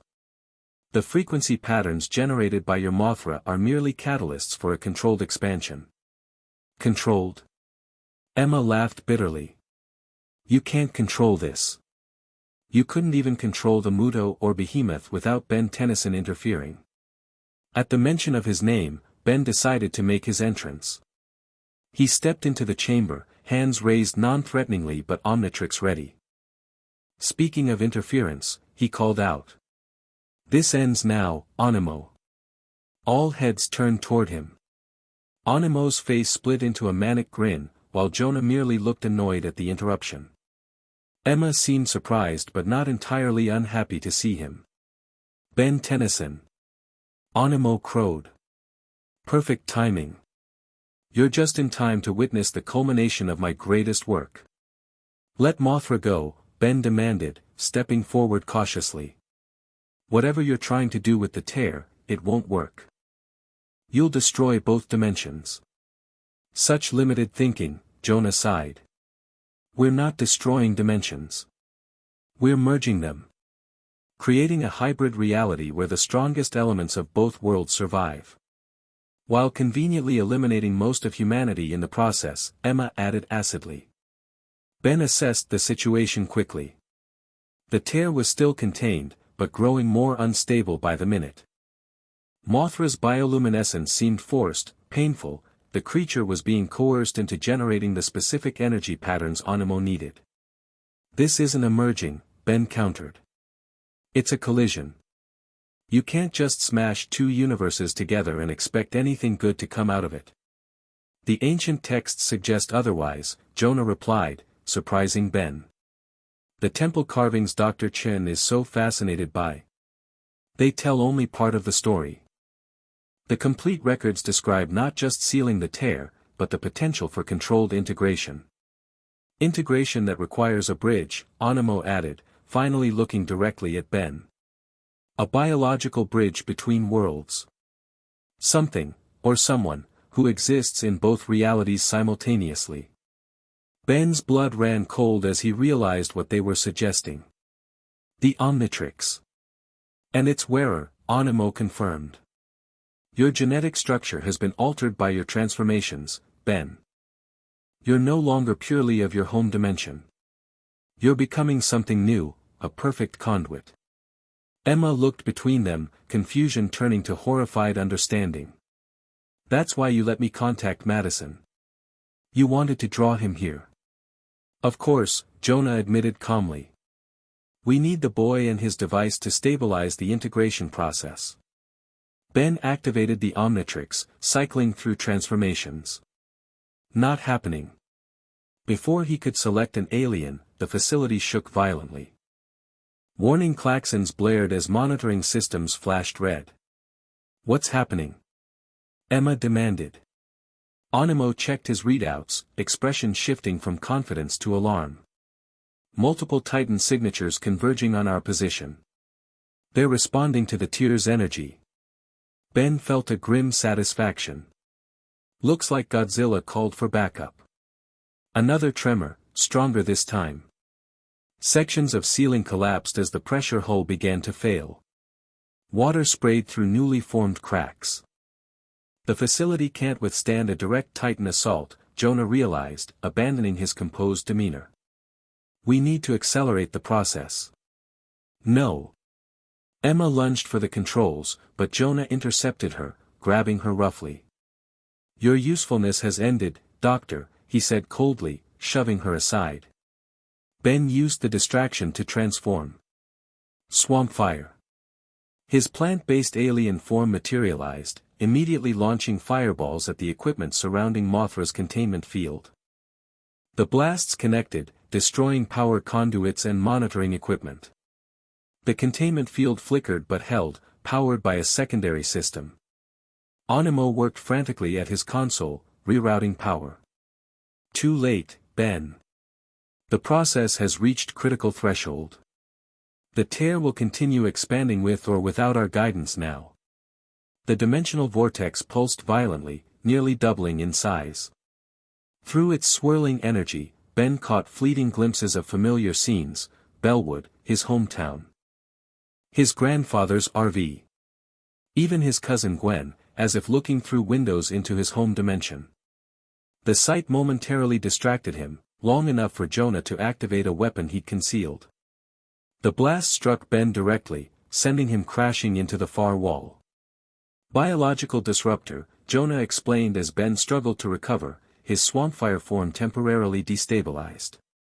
"Designed specifically to interfere with your transformations based on data from our previous encounters." The facility rocked again, more violently this time. A massive section of the outer wall tore away completely, seawater rushing in. Jonah grabbed Animo and pulled him toward an escape pod visible on the chamber's far side. "Our work here is done," he called over the rushing water. "The tear will continue expanding. The Titans will converge. And when the dimensions collide, we'll build a new world from the ashes."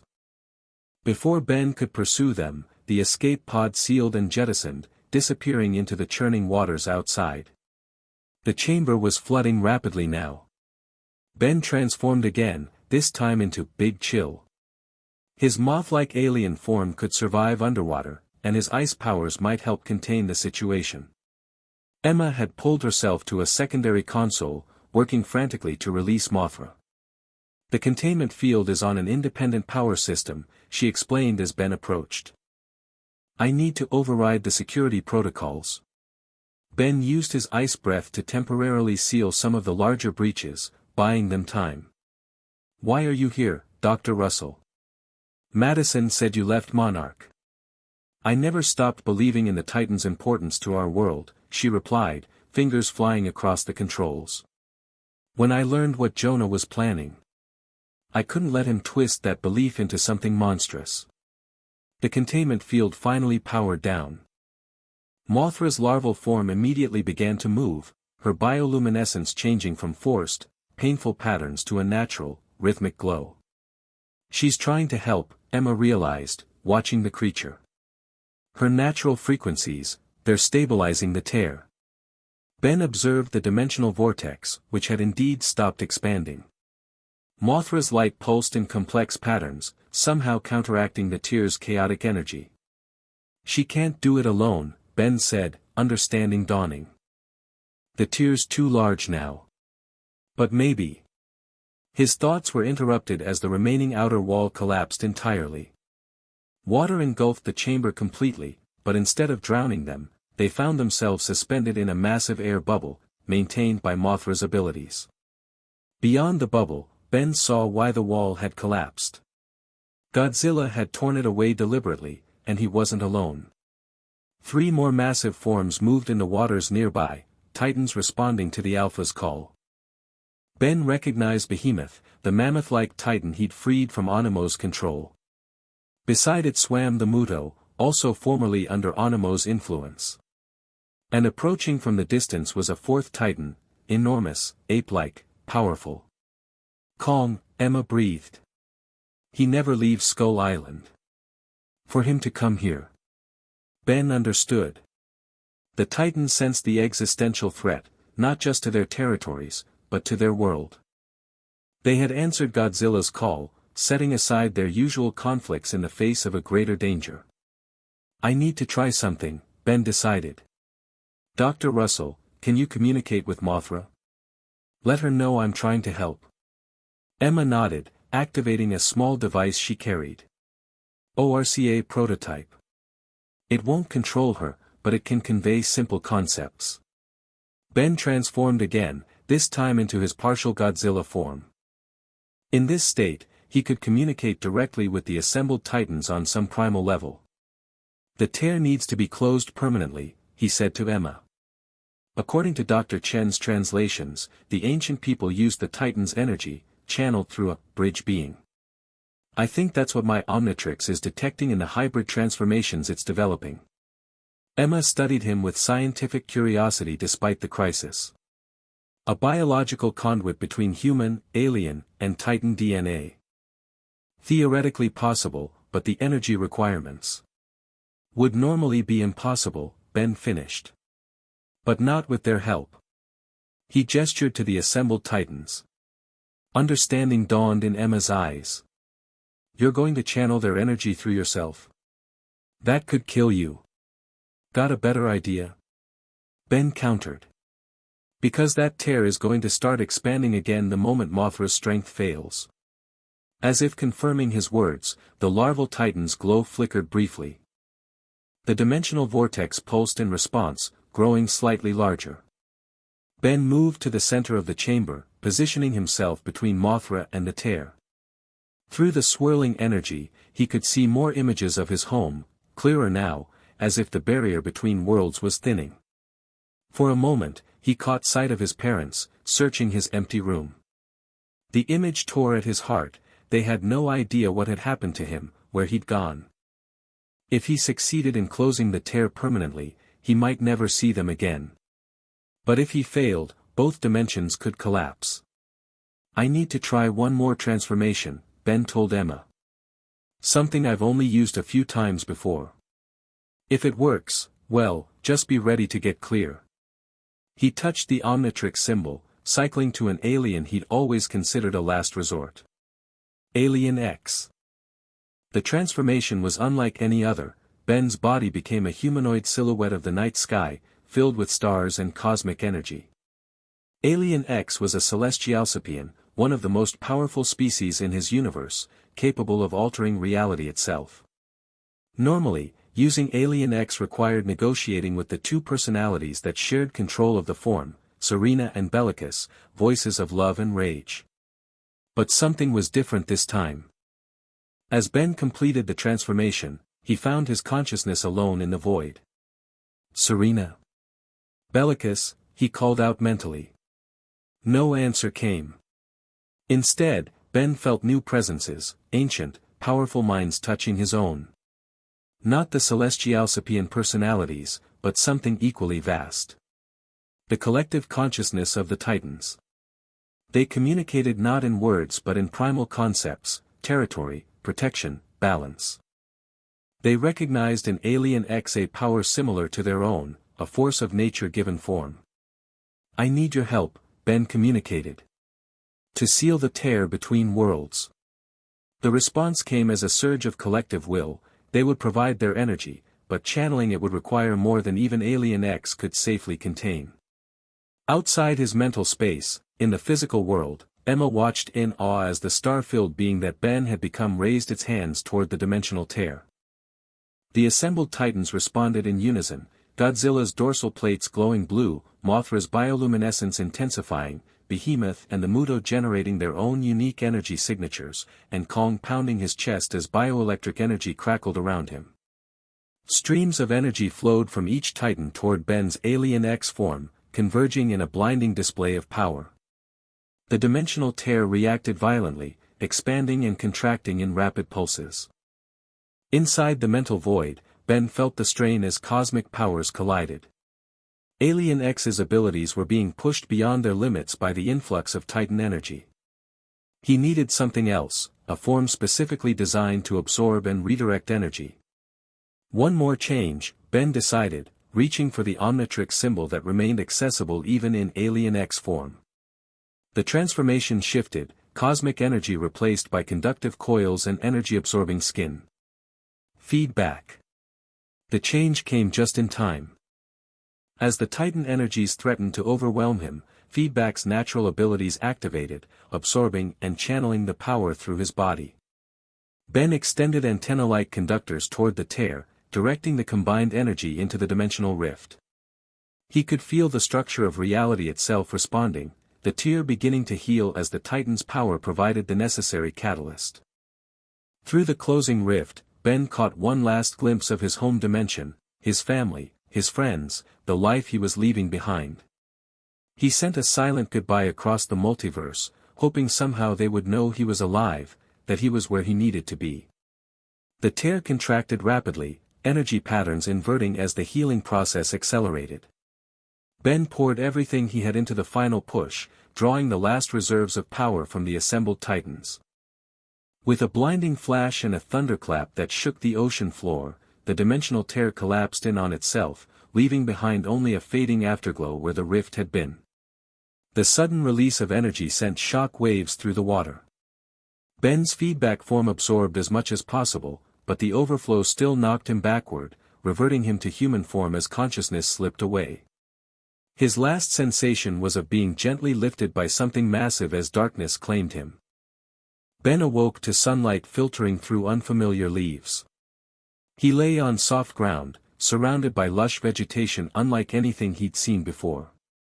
The air hummed with life, insects, birds, and other creatures he couldn't identify. "Welcome back," Madison's voice said from nearby. Ben sat up groggily, finding her seated on a rock a few feet away. "Where are we?" "Skull Island," she replied. "Kong brought you here after everything." Memories flooded back, the underwater facility, the Titans, channeling their energy to seal the tear. It worked. "The tear is closed." Madison nodded. "Completely.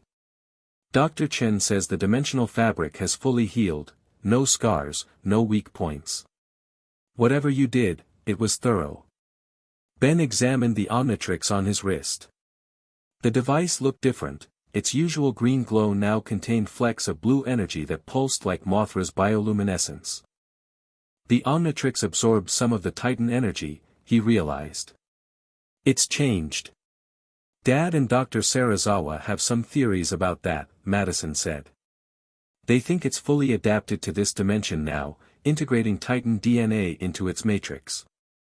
Ben cycled through the transformation options, finding a completely new roster alongside his familiar aliens. Hybrid forms that combined alien abilities with Titan characteristics. "How long was I out?" he asked, still taking in their surroundings. 3 days, Madison replied.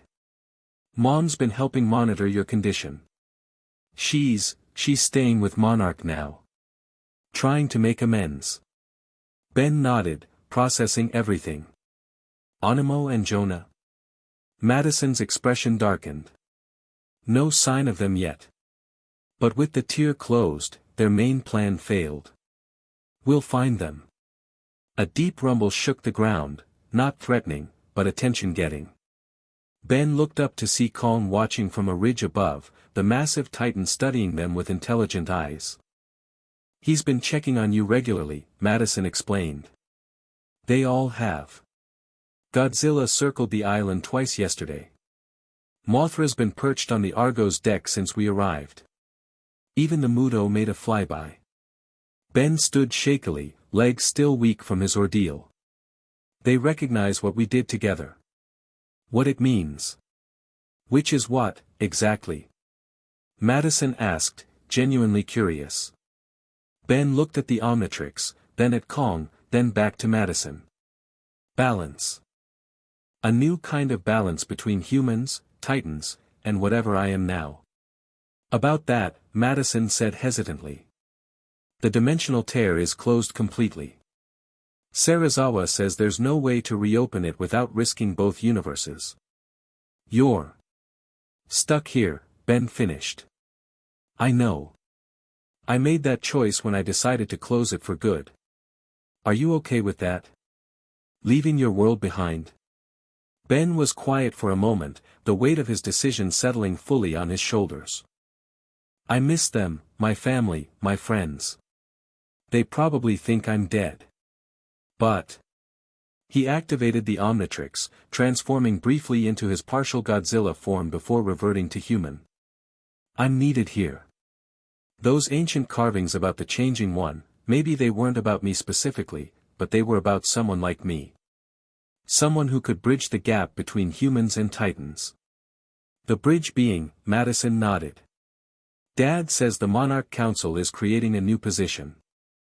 Official liaison to the Titan ecosystem. She smiled. They want you for it. Ben laughed. From high school student to monster diplomat. Not exactly the career path I had in mind. A shadow passed overhead, Mothra, her larval form now transformed into her adult state, wings spanning hundreds of feet as she circled the island. Her bioluminescent patterns pulsed in what Ben somehow recognized as a greeting. So what now? Madison asked as they watched the majestic creature. Now, Ben said, his decision crystallizing, we find Animo and Jonah before they can cause more trouble. And then he looked out at the island, at the ocean beyond, at the world that was now his home. Then I figure out exactly what it means to be the bridge between worlds. The Omnitrix pulsed on his wrist, as if affirming his choice. Ben Tennyson had arrived in the MonsterVerse by accident, but he would remain by choice, a hero for a world that needed one now more than ever. As if sensing this commitment, Kong roared from his perch, the sound echoing across the island. In the distance, Godzilla's answering call rose from the ocean depths. Not a challenge, but an acknowledgement. The king of monsters and the wielder of the Omnitrix, different species, different origins, but united in purpose. Protectors of a world where gods and monsters walked the earth once more. And somewhere between them, Ben Tennyson would find his place. 2 months later, Ben stood on a cliff overlooking the Pacific. The Monarch outpost behind him hummed with activity as scientists monitored Titan movements worldwide. 17 awakened creatures had established territories across the globe, most avoiding human population centers but occasionally requiring intervention when conflicts arose. That's where Ben came in. We've got movement off the coast of Japan, Madison's voice came through his communicator. Scylla and a juvenile Muto on convergent paths. Territorial dispute? Ben asked, already activating the Omnitrix. Looks like it. Neither has shown aggression toward populated areas, but their combined presence is causing panic. On my way, Ben confirmed. He selected a transformation and slammed down on the dial. Jetray. His aerodynamic alien form shot into the sky, capable of speeds that would get him to Japan within the hour. As he flew, Ben reflected on how much had changed. The Omnitrix continued evolving, its hybrid transformations becoming more stable and controlled. He could now maintain his partial Titan forms for extended periods, using them to communicate with the creatures on their own terms. Not controlling, that had been Animo's mistake, but understanding, mediating. Monarch had built an international response network with Ben at its center, deploying him to hotspots where Titan activity threatened human populations.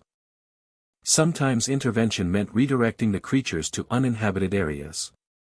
Other times it meant helping humans evacuate safely. Always it meant respecting the Titan's nature while protecting innocent lives. Animo and Jonah remained at large, though their activities had become more covert since the tier's closure eliminated their primary plan. Intelligence suggested they were collecting Titan DNA samples, building towards some new scheme. Ben would be ready when they surfaced again. As for Ben himself, he had found a purpose in this new world. The dimensional barrier remained sealed, his path home closed forever. He still thought of his family daily, hoping they somehow knew he was alive and doing important work. But the pain of separation had dulled, replaced by commitment to his new role. The ocean passed beneath him in a blur as Ben accelerated to maximum speed. He was the bridge between worlds now, human, alien, and Titan. The ancient prophecies had foretold his coming, and he was determined to live up to their promise. Not because he was chosen by destiny, but because he chose to accept the responsibility. As the Japanese coastline appeared on the horizon, Ben smiled behind Jetray's streamlined face. Another day, another Titan situation. Another chance to maintain the delicate balance between worlds. The Omnitrix pulsed on his chest, ready for whatever came next. This was his home now. These were his monsters to protect. And Ben Tennyson wouldn't have it any other way. The end. Thank you for watching this video. Please be sure to subscribe to our channel and like this video.